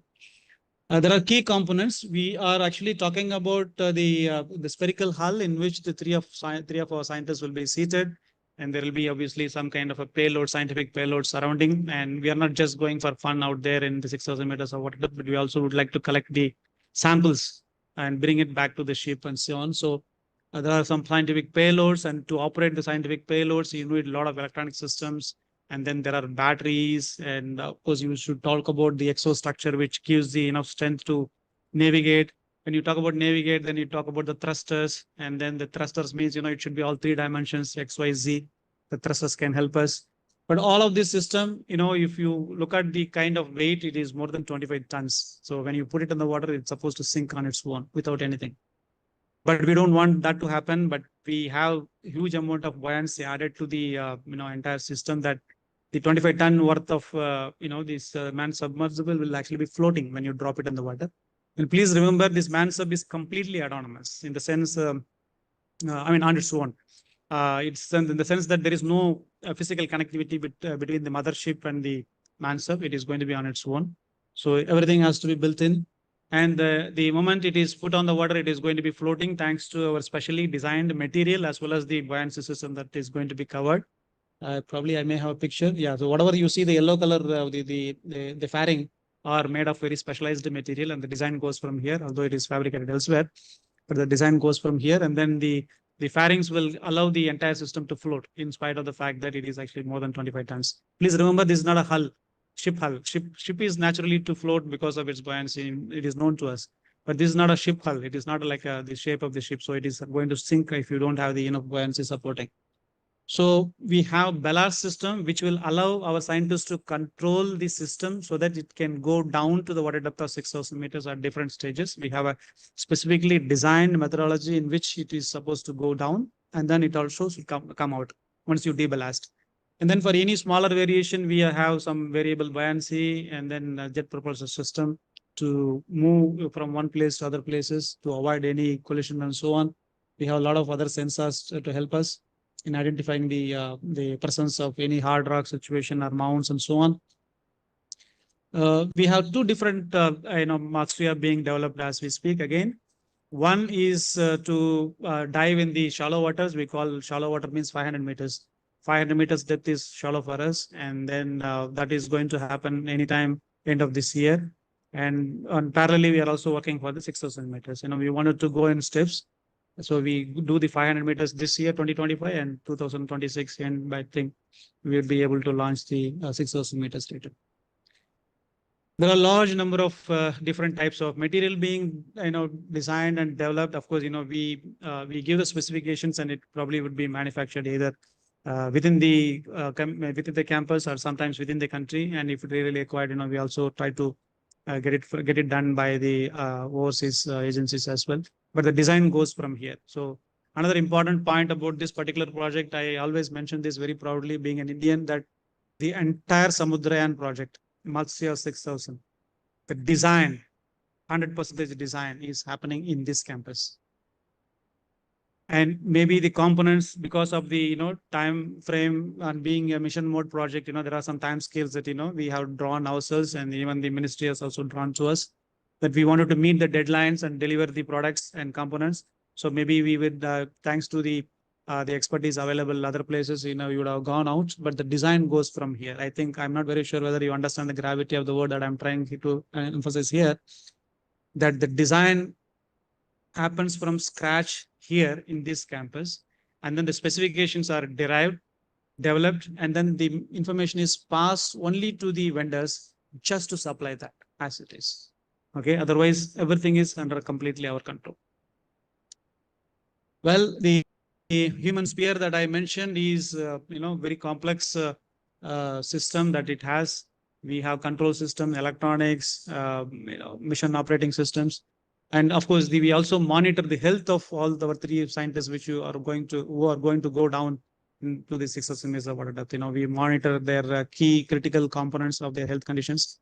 And once you are sealed in the hull and then put it in the water, and once you go down, this hull is supposed to supply all the human life supporting systems, right? You need oxygen, CO2 has to be removed, you have to maintain the humidity, temperature, all this. And whatever the condition outside the condition, when you reach the 6,000 meter water depth, it is going to be 600 bar pressure, and then maybe water temperature of 1 or 2 degrees, and pitch dark, you can't see anything. But whereas you will actually be inside the hull as you are enjoying this auditorium, as simple as like that. So that is the kind of environment we are supposed to develop in just 2.1 meter diameter hull we are talking about. Two hulls we have developed. One is actually for the 500 meter rating, which is made of steel. The other one is also getting fabricated in Bangalore as we speak in the auditorium. It is made of titanium alloy, 80 and it is going to withstand the 600 bar pressure as well. Yes, those are the photographs. I think we should have the updated photographs very soon, modified in our presentations. The 6,000 meter rated hull is getting fabricated in Bangalore. No other country is actually, to best of my knowledge, again, correct me if I'm wrong, I would be happy to stand corrected. I think the manufacturing of this hull is also being certified by the international agency. I understand the international agency has said that probably this would be the one of its kind in the whole world, 80 thick, such kind of, being fabricated for the civilian use. There may be some kind of, strategic purposes used elsewhere, but this for the civilian use, this would be the first one. We have getting this already forged, but now we are having this welded through the electron beam welding. Thanks to ISRO. We have partnered with ISRO and we are closely working with them. ISRO has done that before, but not for 80 thick. Their thickness starts from 0.8 millimeters. So they require only the smaller dimensions to be fabricated in titanium and welded and all that. But 80 even for them is first time, and we have augmented their facility thanks to MOA's funding. And there are a lot of other components, as you may be knowing, the exostructure has to be tested. We have again developed some very unique patented methodology to test the exostructure. This is going to be one of its kind effort again. Again, the appreciation got from the international agencies. Viewports, our scientists, the spherical hull, they are supposed to see the 6,000 meters water depth of atmosphere outside, right? So we have special viewports for them. 3 of the viewports are also specially designed. They should also withstand the pressure of 600 bar. We have power system, we have fiber to connect the communication systems and so on. And the data has to be transmitted to us, to the mothership. This is completely detached. So once it goes down to 6,000 meters of water depth, only the underwater, communication is going to be communicating to the scientists inside the hull and to the mothership, where we call it as the mission control center. That's how the middle picture is the picture of the hull inside, how it looks like. It's a very compact space. You probably won't be able to enjoy the relaxed posture that you have here in the auditorium inside the hull. Little cramped space, but that's the space available for us to work on, and surrounded by a lot of control systems. And we also talked about the thrusters and ballast systems, and all of these require some kind of a special launching system on the ship. Although we have some research vessels of our own, NIOT, but this require a very special arrangement to take the Matsuya 6000 and drop it in the water. It is not just like that pushing it out of your ship. It has to be placed properly, because there are 3 scientists actually also going to be there. So we have designed that, and it is getting fabricated, and very soon we are going to mount it on our ship, and we will have some kind of control centers on board of the ship, where the controls and also the situation inside the spherical hull below the 6,000 meter water depth is also going to be monitored here. So whether they have enough oxygen, whether they are carbon dioxide being properly scrapped out, whether we can monitor the humidity, even their health condition of the individuals inside the hull is also going to be monitored. Please remember, there is no cable connecting between the ship and the hull. It's all completely underwater communication we are talking about. This actually opens up a huge, there are a lot of young non-gray hair heads I could see here in this auditorium. These are the one single challenge that we have taken up to design the Samudrayan in our campus actually opened up thousands of opportunities in this country. Really proud to say this actually in the amongst the young audience.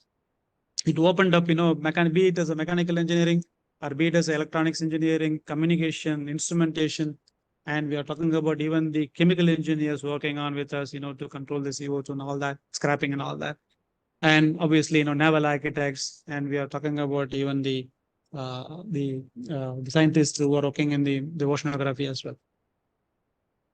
Yes, again, very proud moment. We have taken our Matsya 6000 outside this campus. It was all integrated here. And we wanted, even before 500 meters, we wanted to do some kind of a harbor test where we wanted to check the functional performance of the individual components, be it as a battery, be it as electronics. When they submerged under the water, they totally behaved, differently. So we have done that, last month between middle of January to middle of February. All our scientists were actually in the port nearby, north of Chennai.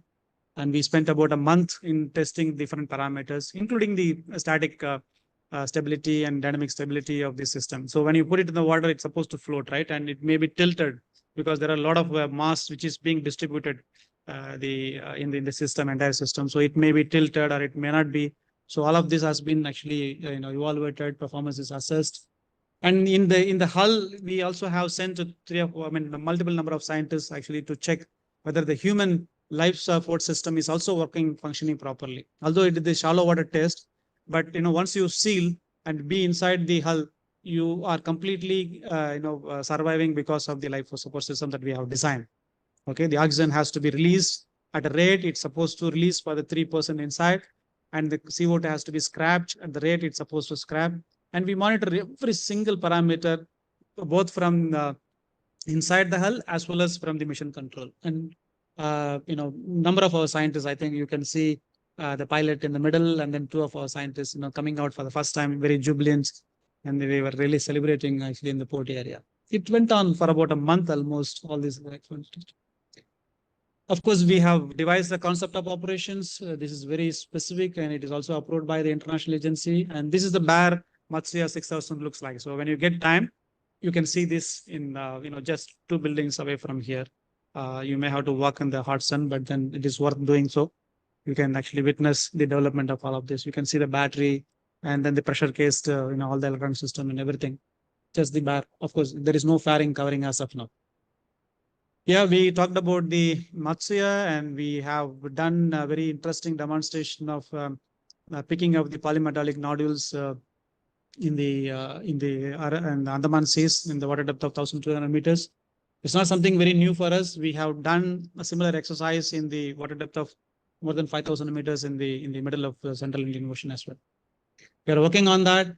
Our team was very jubilant. Again, they captured and they were able to identify polymetallic nodules. When I say polymetallic, there are multiple metals present in that. And today, while you are gathered here in this auditorium, there is one another team is actually brainstorming, and whatever the samples being brought out from the Andaman Sea is going to be handed over to multiple institutions to check what are the minerals available in those actually nodules and what is the percentage of those minerals as well. So whether it can be utilized for any commercialization and so on. So it's happening parallelly in our office now. Yeah, that's a team which collected roughly 200 to 300 kg of polymetallic nodules from the Andaman Sea in the water depth of 1,200 meters. It's a very challenging environment, a lot of undulations. We had a rover designed by us, and in spite of the challenges, we were able to collect some samples and bring back. Yeah, this is mostly to 𝐌𝐀𝐑𝐈𝐍𝐄, our sister institution in Hyderabad, the Indian National Center for Ocean Information System. We have a representation and colleague of 𝐌𝐀𝐑𝐈𝐍𝐄 is here. He is going to give overview of his institute as well as the kind of contribution that they are doing towards the marine renewable energy resource estimations and so on. So the second vertical is predominantly handled by them with a small amount of input from our side and so on. Third vertical is the deep sea biodiversity. This is living resources that we are talking about. We wanted to map all the, not all the, I would say the significant part of the biodiversity present in not only our exclusive economic zone, but also beyond that as well. So I'm being an engineer. I always see that, it's some alien subject, but I really love to hear from our scientists always. Our marine biotech team has been working on this. Of course, we do develop a lot of infrastructure related to that. Yeah, I don't speak the language that our MBT guys speak, but I think these slides belonging to them. I don't see any difference between those species, but they do. So we collected a lot of species actually from various parts of the Arabian Sea, Bay of Bengal, and Indian Ocean. And there are some specific features under the water, and they collect samples from there as well, and they properly document. And some of them are actually very unique, new to tropical regions, and especially they are present only in this part of the world. So they document it, and we also develop a facility right now. I think these are the locations that we have already collected, and we also have some plans of collecting much more than that. Yes, this I have to really highlight because the marine biotech team has got their own challenges. Like I said before, in the water depth of 6,000 meters, where you and me cannot go because of the 600 bar pressure, and you will be crushed to death. Whereas there are some species living comfortably over there every day. And our marine biotech team would like to know how they are surviving in those places. And when you try to bring them to your lab, they don't survive because, like you survive here and you can't survive there. They survive there and they can't survive here. So it is very interesting science that, they wanted to know how they survive in those water depths. 600 bar pressure, you'll be crushed to death to powder, but whereas they're living comfortably. But when you bring them here, they don't exist. So we have helped them in developing some technology which will actually maintain the ecosystem and environmental ambient conditions of these 6,000 meters of water depth, 600 bar pressure, 1 degree temperature. All of that will be maintained when you capture them, seal them in the same environment, bring them back to the ship and bring to your lab, and then do whatever you want to do to find out how they survive there. And how they survive is science, and how to bring them to the lab is technology. I think that we celebrate every single other day in this campus. I seriously don't know what are they, but our MBT team will really speak about a lot. I think deep sea microbes, I think they always mention that all the microbes that present in every single human being's body, we understood only 2% so far. Forget about deep sea microbes. I'm talking about the microbes present in individuals, body, part of your digestive system or oral system or reproductive system. And I heard from our scientists that, we only know 2% of the microbes present in our own body. 98% is yet to be explored. And forget about deep sea. Deep sea, I think when you reach to the level that you will realize that, you know nothing. Actually, you know nothing. Very interesting science. That is the only thing that I take away from my MBT team. Otherwise, I don't know what are they. This predominantly again belongs to vertical for NCPO, another sister institution of our MOES. Please stop me if I am exceeding the time. Am I? You didn't watch? Okay, 5 minutes. Yeah, I think this we have been spoken a lot about in the morning, since morning, and it is also going to be delivered a lot during this 2 days of symposium. We basically would like to explore the marine renewable opportunities. We have, of course, members from, Singapore. Dr. Srikanth, he is working in some technologies, and we wanted to tie up with the individual institutions, academic and R&D institutions, to see how best we can utilize the marine renewable which are available, abundant. There are some, of course, you are not actually gifted naturally like the northern latitude and southern latitude, but it's fine. Whatever is available.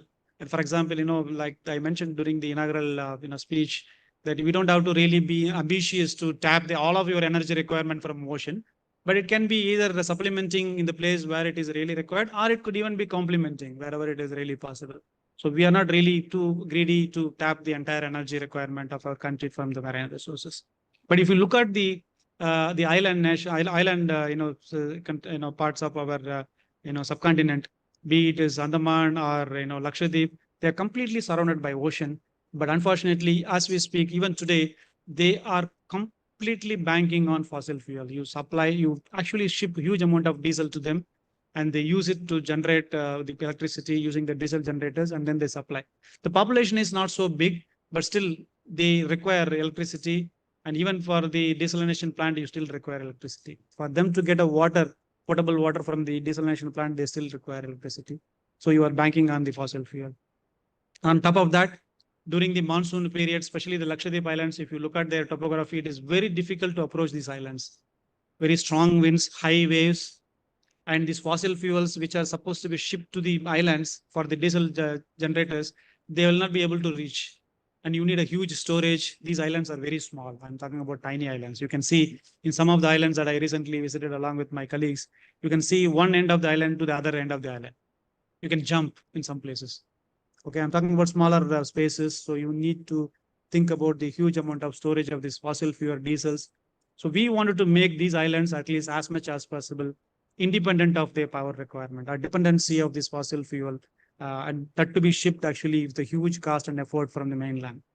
And the time that you actually have high waves and high winds is a time that actually you need actually power, and the time that you are not able to ship the diesel to this. What are we talking about? It is high time that we should start thinking about tapping these resources which are available aplenty in these islands. But again, as we said, we are not thinking of ambitious power plant to be built in each of the islands. They are modular, discrete, maybe catering to only the population requirement of that particular island. That's it. So we are not greedy about supplying all the islands from one single plant, or you have some kind of a centralized unit which will actually cater to the entire island community. So we would like to bring those, maybe in case if there are any interest from the audience, the young researchers, you can also think about that modular, discrete, standalone, off-grid systems that we would like to try. Use any of these that are available, be it as a current, the thermal, like I think we are talking about `𝐻𝐾 here, or it could be wave energy. If you have wind power potential, I think Dr. 𝐿𝐀𝐑𝐈𝐍𝐾 is also working on the low cut-in speed tidal energy, low cut-in speed wind turbines. We already started discussing about that a lot actually to make this Andaman. And to begin with, very honestly, we have a campus in Port Blair, and we wanted to make our campus independent of the power requirement to begin with. Let us be an example before we actually advocate this to others. So our team has already started working on that. We have a small preliminary DPR has already been prepared. We wanted to make our campus requirements alone completely independent of the main the DG supply by the Andaman administration. So there are a lot of ambitious projects that we wanted to work on.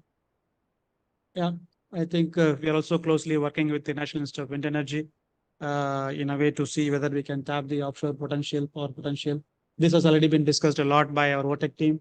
We are working on the 𝐻𝐾. There are two different 𝐻𝐾 projects that we are working on. One to less than 100 kilowatt just to supply the electricity requirement of the desalination plant. At least the desalination plant can be independent. And the other one is actually to supply the entire island community and so on. I'll skip. I think probably Dr. Purnima is going to speak. Otherwise, she'll be left with nothing to discuss.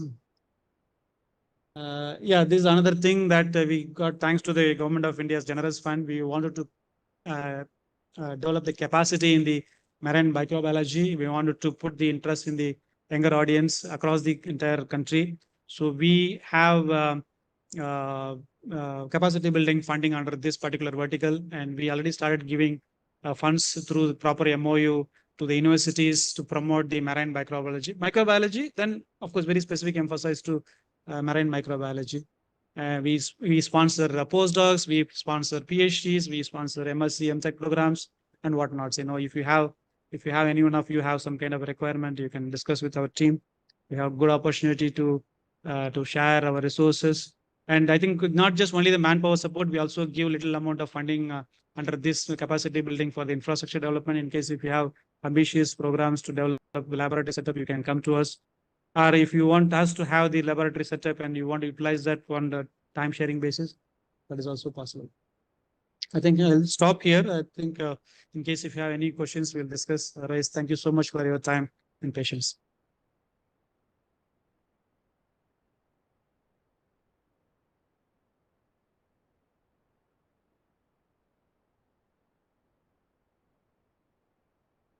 If you have any questions, I'll be happy to answer.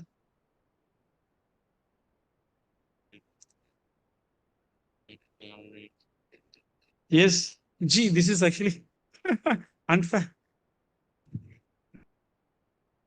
Just wanted to check an update on, you mentioned that in vertical 1, the deep sea mining technology which we're developing.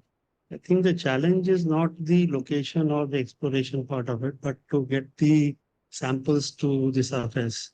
So I understand as per your input that the pumping system and the mothership is the big challenge.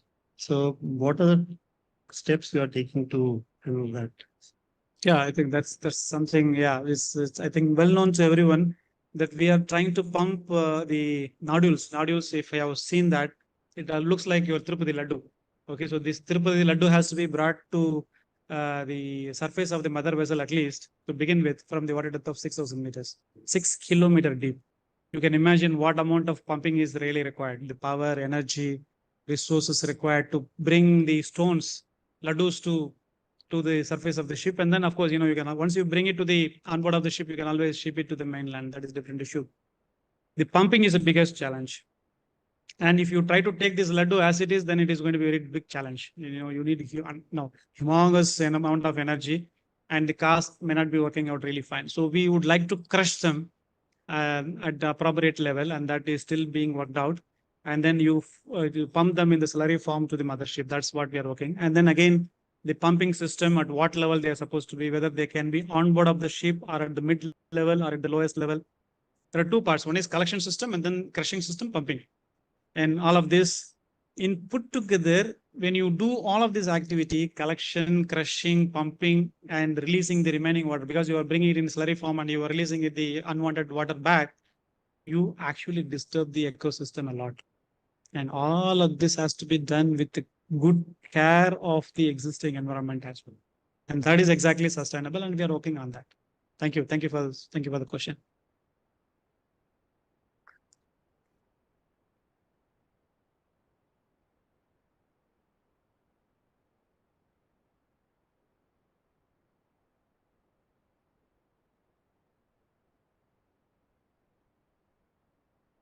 Hi, sir. I'm Varun from Aban Powers Limited.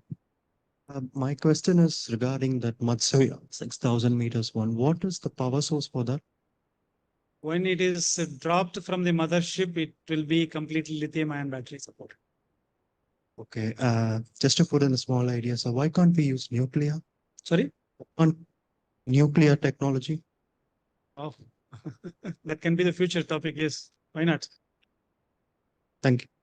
So as of now, with the available immediate resources, I think we are going ahead with the lithium batteries.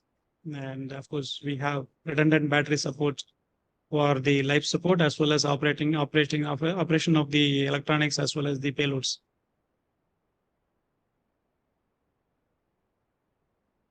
Thank you, sir. I request Dr. 𝐌𝐀𝐑𝐈𝐍𝐄 Scientist G, Ministry of Earth Science, to present a memento to Professor Balaji.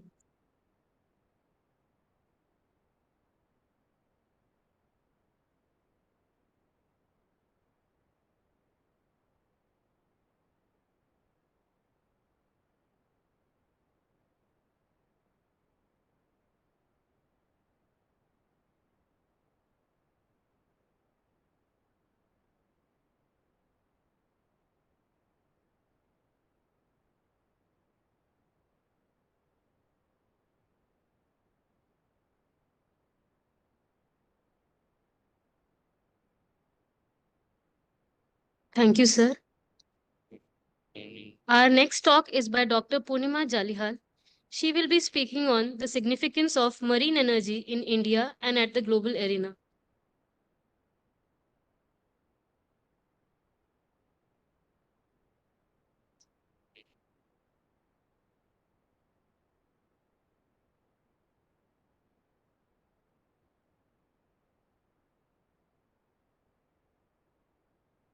Good afternoon now, I think it is.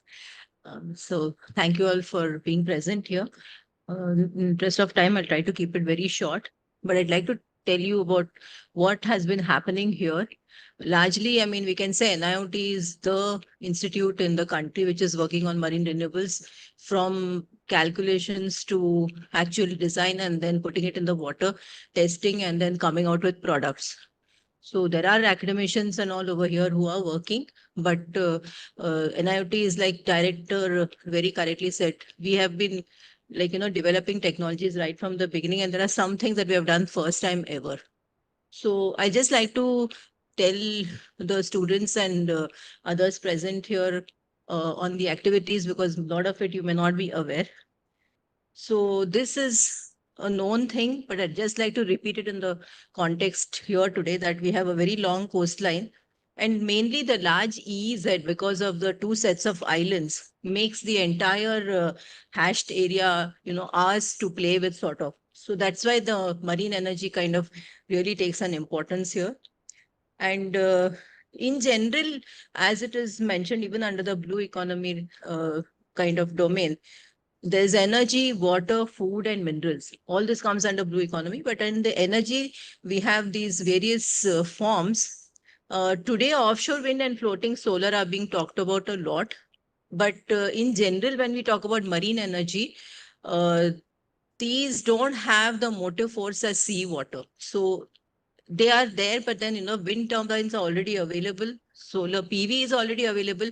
The only challenge is the offshore component, how to make them sustainable offshore.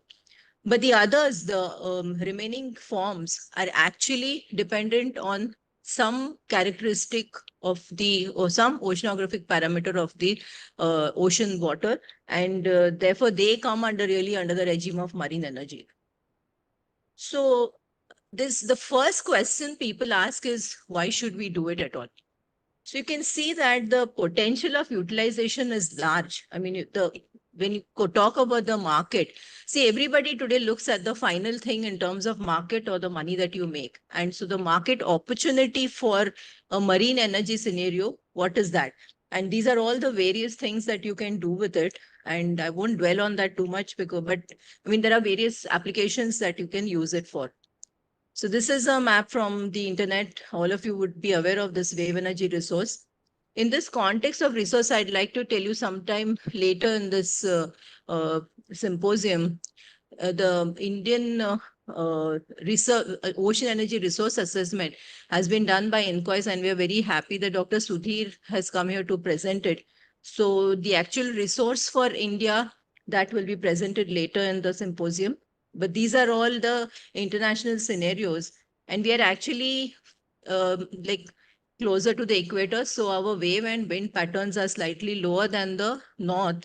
But as a technologist or as an engineer, I would like to say that actually is like a positive for us. We have to utilize the fact because we can make sustainable devices. Unlike the West, where they have the energy, but the sustainability is really, really difficult because of the extreme climates that they have. So these are some of the wave energy projects around the world. This is courtesy the Ocean Energy Systems TCP. And lot of huge devices up to 1 megawatt and all have already been designed and developed for a long time. Still, however, the commercialization is not fully in place, whereas there is no doubt that the technologies are possible. These are Asia Pacific efforts.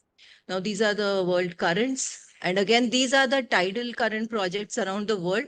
Again, these are fairly large scale, and many of them are being in conjunction with industry. Especially the French one, the Yushant one, is actually on its way to commercialization. So these are again tidal for the Asia Pacific. Now, what is less possible in the northern latitudes, but really possible for us, are the thermal gradient utilized for water and power. And you can see this is the map of where the warm surface temperatures occur. And India is in that. And therefore, we are talking so much about 𝐻TEC. So these are some of the 𝐻TEC plants around the world. In fact, a 1 megawatt plant was put up by South Korea, but then due to COVID, they had to dismantle. So it is currently decommissioned, but Korea also is doing work on a big way for 𝐻TEC. Now, as far as NIoT goes, we have been working on these three forms largely: wave energy, currents, and here when we say tidal, morning chief guest also was talking about tidal, but there are two different things: tidal range and tidal streams.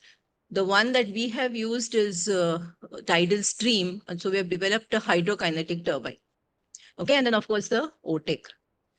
So this was, like it was mentioned earlier in the morning, the wave energy plant at Kerala, which was done actually way back in the 1980s. It was actually funded by the Department of Ocean Development, which has become MOES today.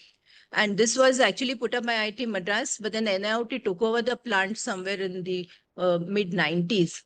Now, this was generating power, one of the few wave energy plants which was generating power continuously for a long time. So what we did was we finally used that power to run a reverse osmosis plant of 10,000 liters a day.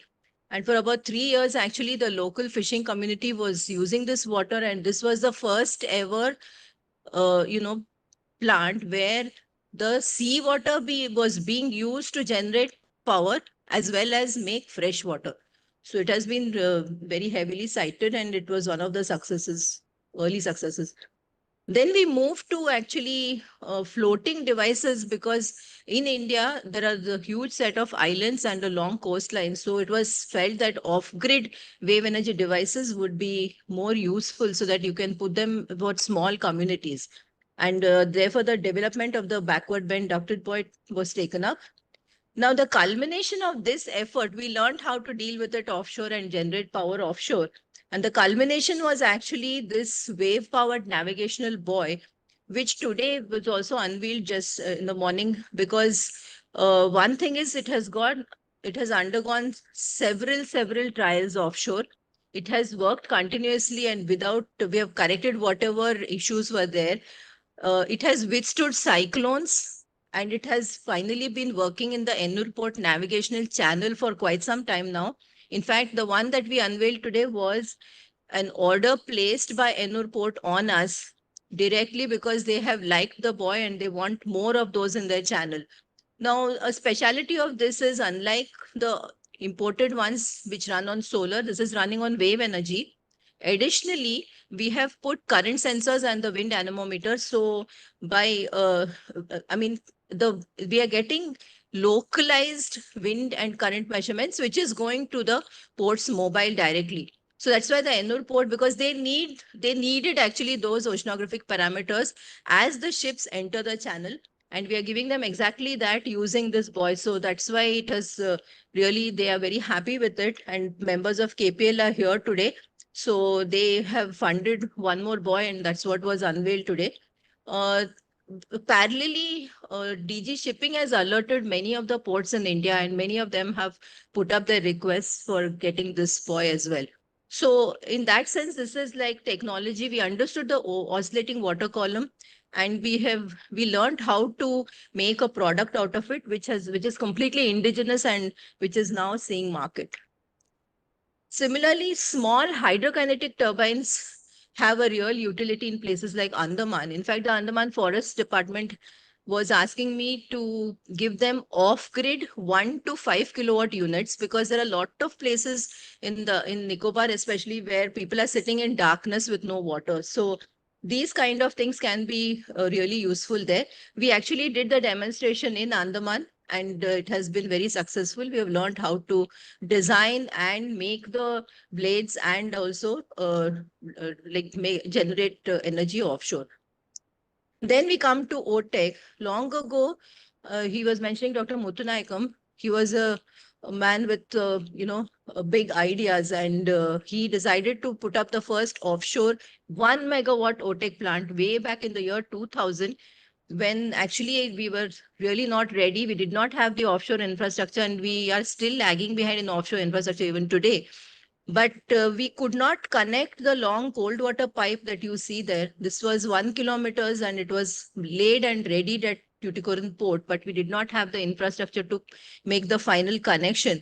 So the OTEC project could not be completed, but every opportunity, or rather every challenge, has to be converted to an opportunity, and that's what we did. We went to shallower waters and used the same temperature gradient to actually make water, and it led to the desalination program. The Kavaratti plant in 2005, it has been working for the last 20 years. This is the world's first ever, and everything done indigenously. So we're really proud of this plant. Subsequently, there were some challenges because we did it for the first time. There are still challenges even today, but subsequently we've scaled it up. We did a 1 million liter per day barge mounted plant, and we have done so many other types of desalination as well. Finally, today, NIOT has put up the same technology in more islands. So I think about 9 islands already have this technology. And there is very, in the 2 decades, there has been no environmental impact, and that is why this has become so successful. Now, having said that, for islands, this technology is successful because the deep water is available very close to the land. So what do you do for the mainland? For this, necessarily, you need to go offshore. And we then had a DPR prepared by L&T with our hand holding, where we have designed and got a class certified design for a semi-submersible mounted desalination platform moored in deep waters. Now, as we moved on, we realized that whatever it is, desalination is energy intensive. We need to do something where the energy itself comes from renewables. And therefore, we have now taken up this new challenge where we will have an OTEC powered desalination plant. Here, we are going to make power by OTEC and use that to make the water. We are not making tall promises of trying to pump extra power to the grid or anything. We're just making sufficient power to make the water so that when it is in operation, it is off the island diesel generator grid completely, and it just makes power and water on its own. This has got its own challenges compared to the already existing LTTD plants, because the cold water that we need to draw is something like 7 degrees Celsius. So the length of the pipeline is very long. And this also has got the first ever open cycle turbine that has been completely designed in-house and fabricated by a company here. One of the, I think the representatives is here as well. So that turbine is like really special for us because nobody in the world has done it before. And we are waiting to see it in operation at the field. This is in a very advanced stages, this project. And this will be the world's first ever to make water out of OTEC power.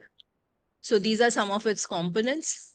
And of course, you saw the saline water lantern Roshni, which was on stage today. Now, so what are the barriers for ocean energy? So in India, especially, we have low marine infrastructure. Now, the demonstration projects are not high enough to scale because the wave-powered navigational buoy, for instance, is very small. I mean, you can't talk about megawatts just on the basis of very small scale. And mainly, there are perceived risks. See, offshore industry is now quite advanced and we can do offshore work, but there are perceived risks. And also, as it was mentioned earlier, see, you cannot do techno-commercial viability with a small scale. You need to do that with a big scale for which there is no data. So it's like a circular problem. The Indian government initiatives are the Blue Economy policy, which is like actually being spearheaded by MOES. The desalination mission was taken up by DST, Deep Ocean mission by MOES, and then the hydrogen mission is being done by MNRE. So the steps for furthering, I think this was already mentioned by chief guest, MNRE at least has now declared ocean energy as a renewable. So that gives a lot of hope for the future efforts for ocean energy. Then again, our ministry has been very supportive, and under Vertical 5 of the Deep Ocean Mission, we have 2 objectives. Now, one is a scaled up design. I told you earlier that L&T had made a design for desalination. Now, what we are doing in this Vertical 5 is that we are having OTEC and desalination on the same platform.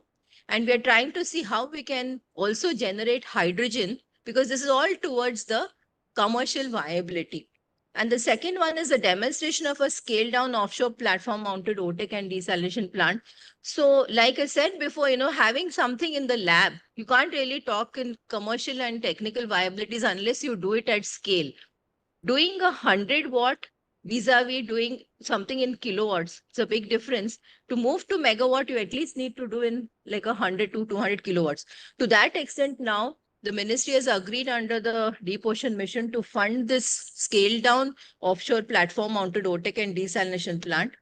And to do all this work, we had actually deployed a deep ocean buoy system with a lot of current sensors and things, so that we have a full current and temperature profile all the way up to 1,000-meter water depth, and that has helped us for our designs.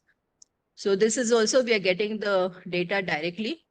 Now, coming back to the first objective, I told you we are doing a new design now. So there is a 5 million liters per day of water along with 5 megawatt net OTEC power. And also the hydrogen or ammonia generation will be explored to talk in terms of the viability. This will be a class certified design. The next is the demonstration, like I told you. So there is a open cycle with desalination as well as closed cycle so that you will get gross electricity power also.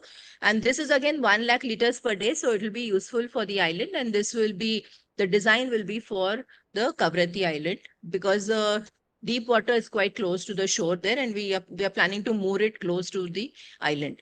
So these are all the activities involved, and this is we've already got a baseline design and the tender has been floated.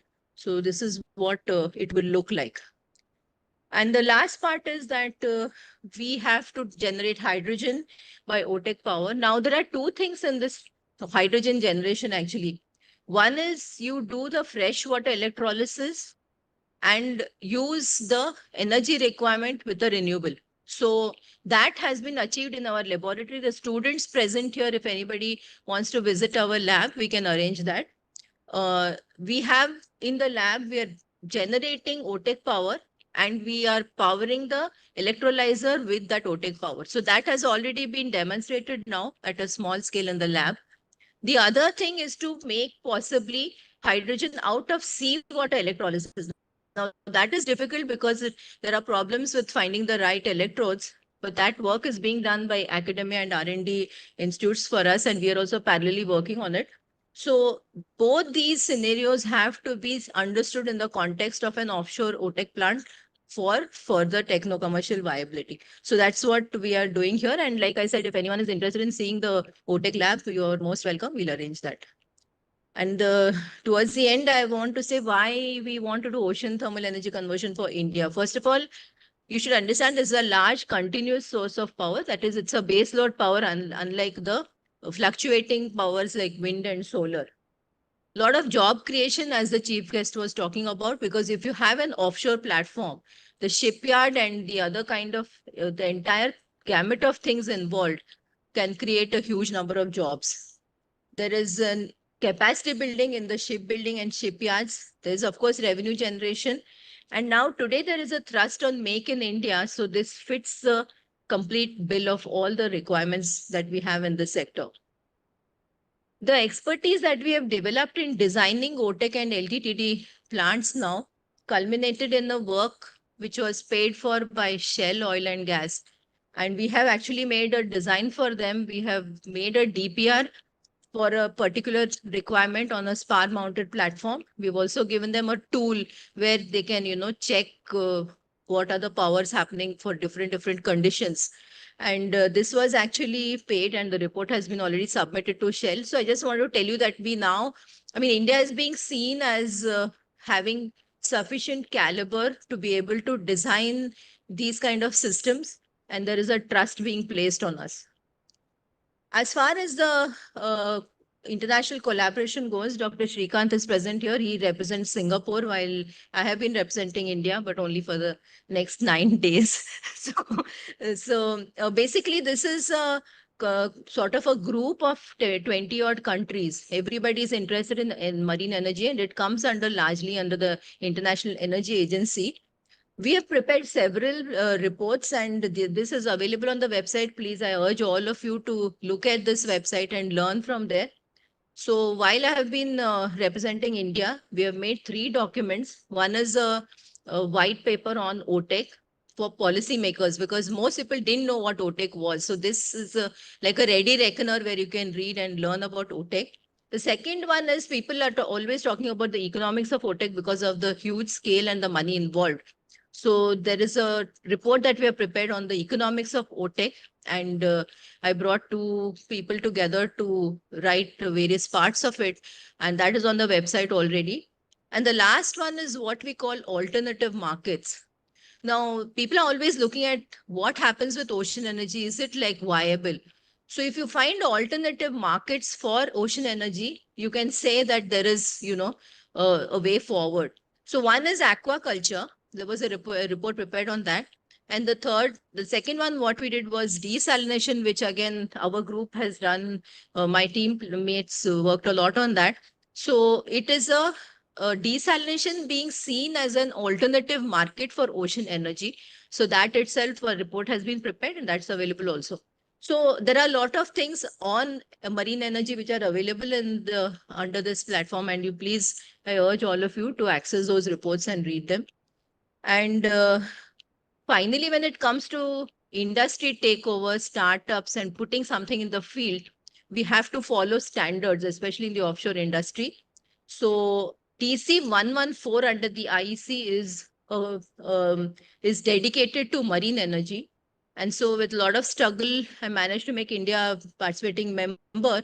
And we have a mirror committee now in India called ETD 54, which is going to put up the codes for marine energy with an India bias or a tropical country bias, because all the codes till date are Europe centric. Okay. So we need to make them have inputs from tropical countries like India to make them suitable or, useful for our country. So now we are an active member in that. And then PT20, which was for design for OTEC, I was involved in it, but now we have become a member country for the development of the next code for the performance assessment of OTEC systems.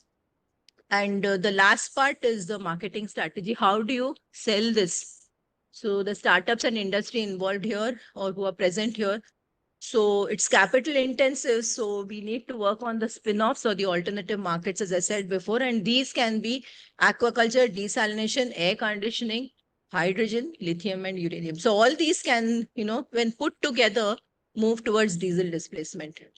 So the final way forward is resource assessment. Dr. Sudhir is present here. He'll talk about it later. Then small rating of off-grid devices. Unless you do small rating, you can't really prove technology. So that is the first step. And then you need to actually, I would think, as a policy, buy a couple of available devices and test them here to get a hands-on feel of how bigger devices operate here. Then, of course, the government, as even member Niti Aayog said, that there needs to be now a government investment for big prototypes.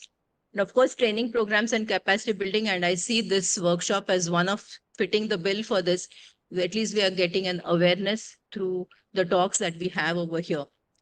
And I would urge all the youngsters here to please look at ocean energy as the next step towards mitigation of climate change. Thank you very much. Maybe a single question, anyone? I've put everyone sufficiently to sleep. Okay, then. Yeah. Tell me.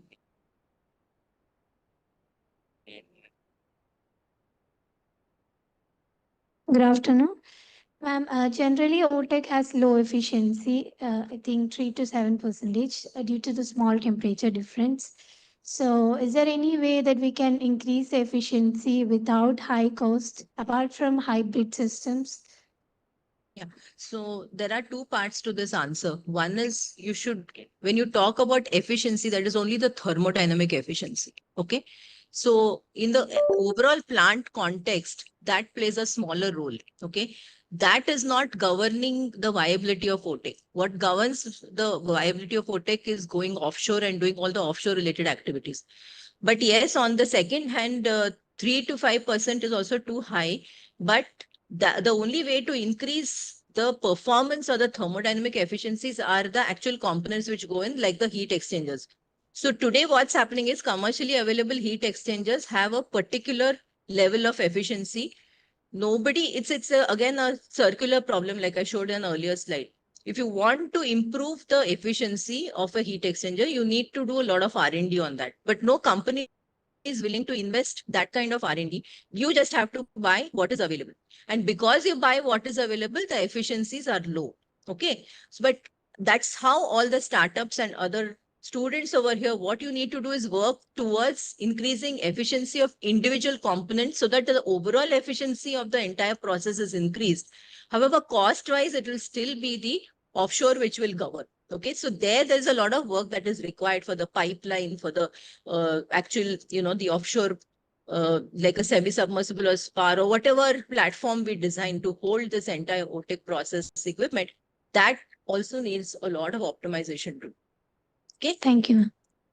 So thank you very much. Yes. Yeah, sure.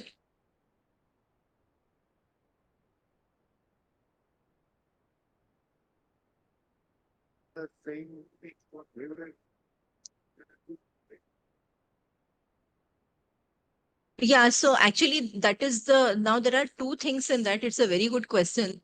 So when you are trying to harness the wave energy, okay, that you need it to be designed in a particular way. The motion response has to be such that all the energy is, captured. So what happens is when you're trying to capture that energy, measuring the wave at the same time can be a challenge. That if we can, in fact, I was like telling some of them, we have to put students on the job to see there's a phase difference or how do we filter out, the motion of this with respect to the thing. If that can be done, actually, it can be integrated. But even otherwise, uh, all the other sensors can be put without any hampering the performance, because wind is already we have put, no, wind and current we have put, water quality we can put everything else except wave in the as is condition. But if somebody, we can put some students on the job, if we can understand how to make either, it should not be a resonance, it should not be the other side also. It should be in such a way that you measure and then harness. If that can be achieved, it can be done. But it's a tricky thing. It's not that straightforward. Yes, please.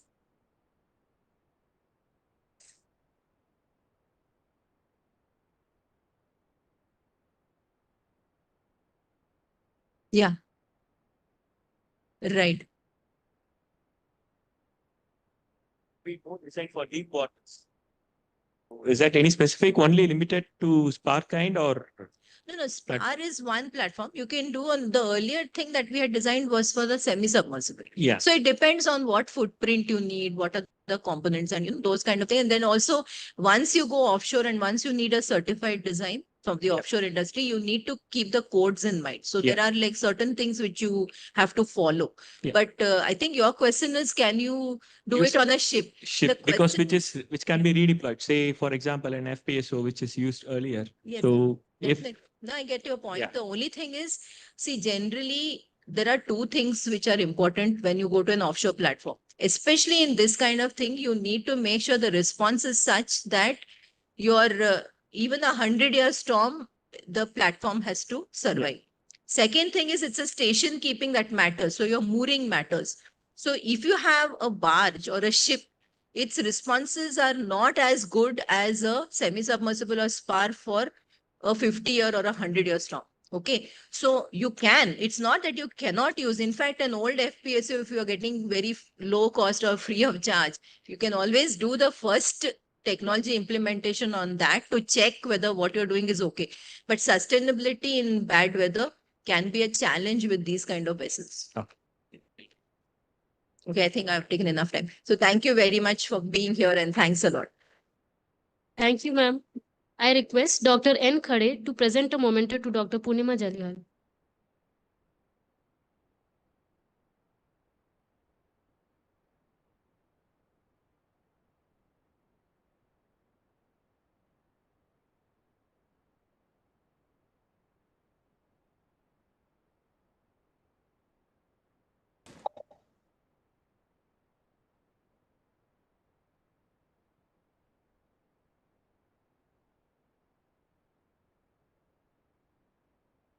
Thank you, sir.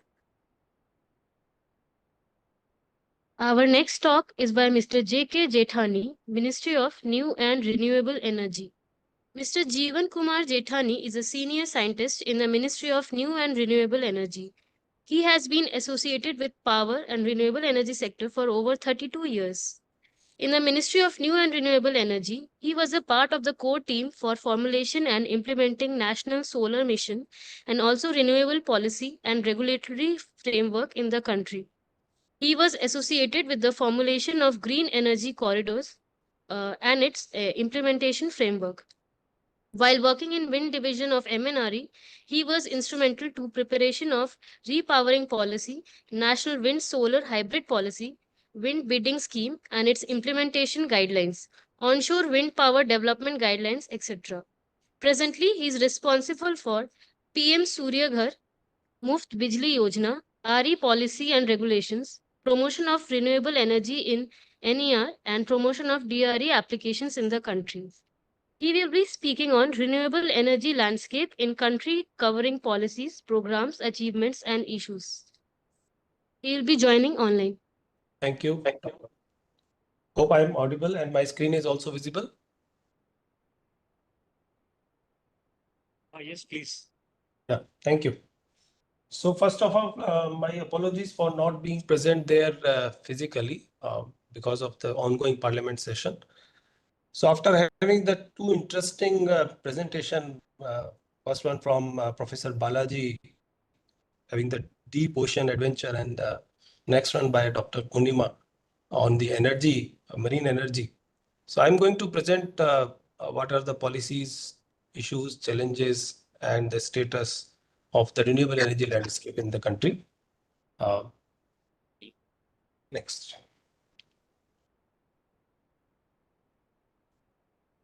So as we all of you know that under COP26, the Honorable Prime Minister has announced 5 Amrit, which is reaching 500 gigawatt by 2030, 50% of electricity capacity from non-fossil by 2030, and projected carbon emission to reduce 1 billion tons by 2030. Also, we want to reach net zero by 2070, and our emission intensity or GDP to reduce by 45% by 2030.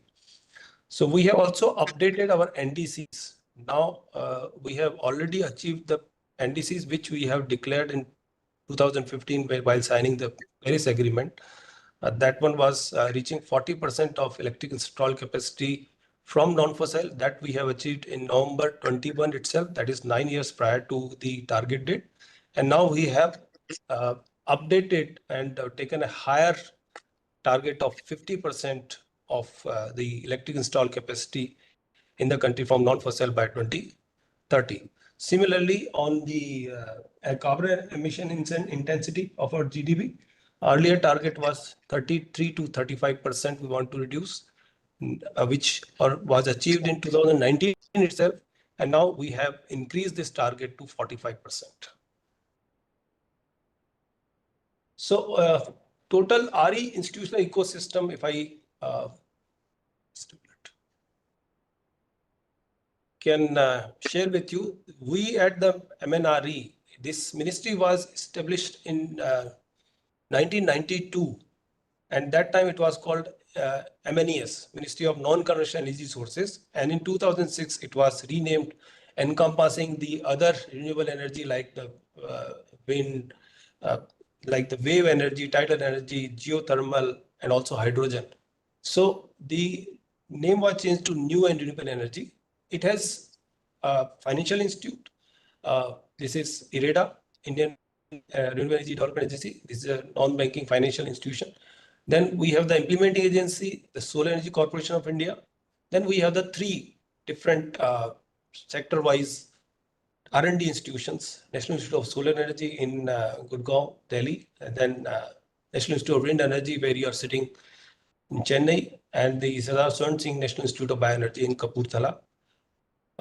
Then on the other side, because we don't have any separate Renewable Energy Act, so we are dependent on the Electricity Act 2003, which is administered by the Ministry of Power. Then there are regulators. At the central level, we have the Central Electricity Regulation Commission, and at the state, we have the State Electricity Regulatory Commission. Also, the statutory bodies includes the Central Electricity Authority, which frames technical standards and other safety and other measures for the electric sector. And then we have the Grid Control of India, which manages the grid, and Central Transmission Utility, which plans for the transmission system in the country. At the state side, we have the State Regulatory Commission, of course, and the state nodal agencies, which implement ministries' programs and schemes. And also at the state, with the transmission utilities are there for planning of transmission, distribution companies are there for distributing the electricity. And on the other side also, we have the R&D institutes and industry, which is the total ecosystem for the renewable energy. As of now, we have reached 469 gigawatt of total installed capacity, out of which 214.7 gigawatt is the renewable capacity. That includes hydro, solar, wind and biomass. So if you see the total is now 46% of the total installed capacity and 2% is nuclear. So the total electric capacity coming from the non-fossil is already 48% we have reached. And I think the next year we are going to touch the 50%, which is our NDC target for the next 2030.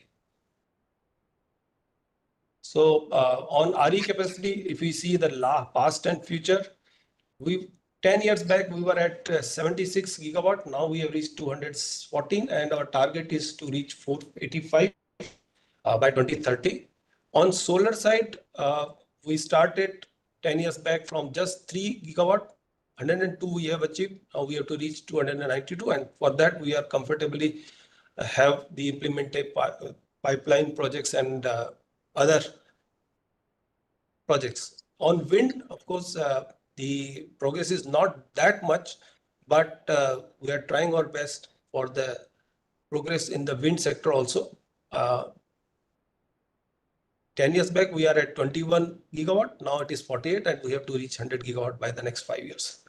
On bioenergy side, we have the 8 gigawatt in 2014. Now we reached 11 gigawatt. Now we have reached as of now, and 15 gigawatt is the target. On hydro side, this is the large hydro as well as the small hydro. 44 gigawatt we have in 10 years back. Now we 52 and 78 is the target for 2030. If we see the global position, we have the data up to December 23, and definitely we'll be having soon the data for the December 24 for the global scenario. As of during the December 23, we were at the 5th position. Now I think we are now the 3rd largest in the solar capacity, 4th in the wind, 5th in hydro, and 4th in the bioenergy. It is in terms of the total installed capacity. So whether we are going to achieve our 500 gigawatt mark by 2030, of course, we have already reached 102 gigawatt of solar energy in the country. 125 gigawatt is already under implementation. Another 70 gigawatt is in tendering position. So comfortably, we are going to reach 292 in this. Similarly, for the total installed capacity and then the pipeline is 77 gigawatt. And in bioenergy, we are somewhat lacking, but I think we can make it within next 5 years. In hydro also, we are comfortable. Around 75 gigawatt is under, our target is 78. So total, we are going to reach comfortably in 500 gigawatt when we say about the total non-fossil capacity in the country by 2030. On major policy reforms that has been undertaken during the last 10 years, when we say that we have to reach 500 gigawatt, it means we have to bid our projects, RE projects, so that we achieve the target by 2030. So we have made a bidding trajectory. We have to bid out all the projects by 2028 and giving the 2 years time for the completion. So bidding trajectory has been defined. Standard bidding guidelines, because under Electricity Act 2003, there is a provision that if any projects that are bidded through transparent bidding process, then the tariff discovered can be adopted by the state electricity regulator or the central regulator if these projects have been bidded as per the guideline issued by the central government. So for that purpose, standard bidding guidelines were issued in 2017 itself. And now we have that, as has been mentioned, that solar and wind is the infirm. So now we are bidding round the clock, hybrid, battery energy storage, and floating solar. These are the type of projects we are bidding. Then there is an RE generation obligation which is going to be imposed this year onwards. The thermal plants or the gas, coal-based plants which are going to be installed from this year onwards had to mandatorily source 40% of their capacity from the renewable energy. That is called the RE generation obligation. Green markets are there now. The day ahead or the term ahead green markets are there, where you can source the renewable power directly from the exchanges. On transmission planning, because we have to reach 500 gigawatt by 2030, the transmission plan for 500 gigawatt is already published by the Central Electricity Authority. We are given interstate transmission system charges waiver. This is because the most of the renewable energy potential is located in certain pockets, like in Rajasthan, land is evidently available. Sunshine is also evidently there. Similarly, in the Gujarat, in Kutch area, we have a lot of land chunks and also the sunshine is there. So most of the power, and these are the states where the wind energy potential is also there. So getting power from these potential states to the other states where we have obligated them to buy renewable power. For that purpose, the interstate transmission system charges have been waived. And also for the offshore and green hydrogen production, these timelines have been extended up to, say, for offshore, it is 2032, and for green hydrogen, it is 2030. To boost the RE consumption, because this is generation will depend upon the demand. So create demand. We have came out with this RPO trajectory. And earlier under Electricity Act 2003, there was a provision that the State Electricity Regulatory Commission can define the renewable purchase obligation for the DISCOMs, for the open access consumers, and for the captive consumers. Going forward, the determination of trajectory has been brought under the Energy Conservation Act. And under Energy Conservation Act, the Ministry of Power has came out with the RPO trajectory starting this year, 2025, from 29, around 30% to 43.3% by 2030. And there is a stringent penalty clause under the Energy Conservation Act if you are not meeting the renewable consumption obligation. And that penalty is as high as 3 rupees 72 paisa per unit of the shortfall in the meeting RCO. And there is, because wind and solar is infirm power, we have to make our system, the grid, to be integrated with this such infirm power. For that purpose, we need storage. This storage could be both battery energy storage as well as the pumped storage. So energy storage obligation has also been brought in to provide the access of renewable power to most of the consumers. The green energy open access rules have been notified by the Ministry of Power in 2022, wherein now even if you are a consumer of having 100 kilowatt load, you can buy renewable power through open access. RE pool tariff has also been defined, because what happens if certain bids have been issued by the SECI or NTPC or NHPC or Satluj Jal Vidhyam. These are the renewable energy agencies, REIs, we call them renewable energy agencies. These agencies, when bringing out the bids and the bid discovery rate is say 50 paisa, so distribution companies are waiting. Maybe in the next bid, the tariff discovery may be lower.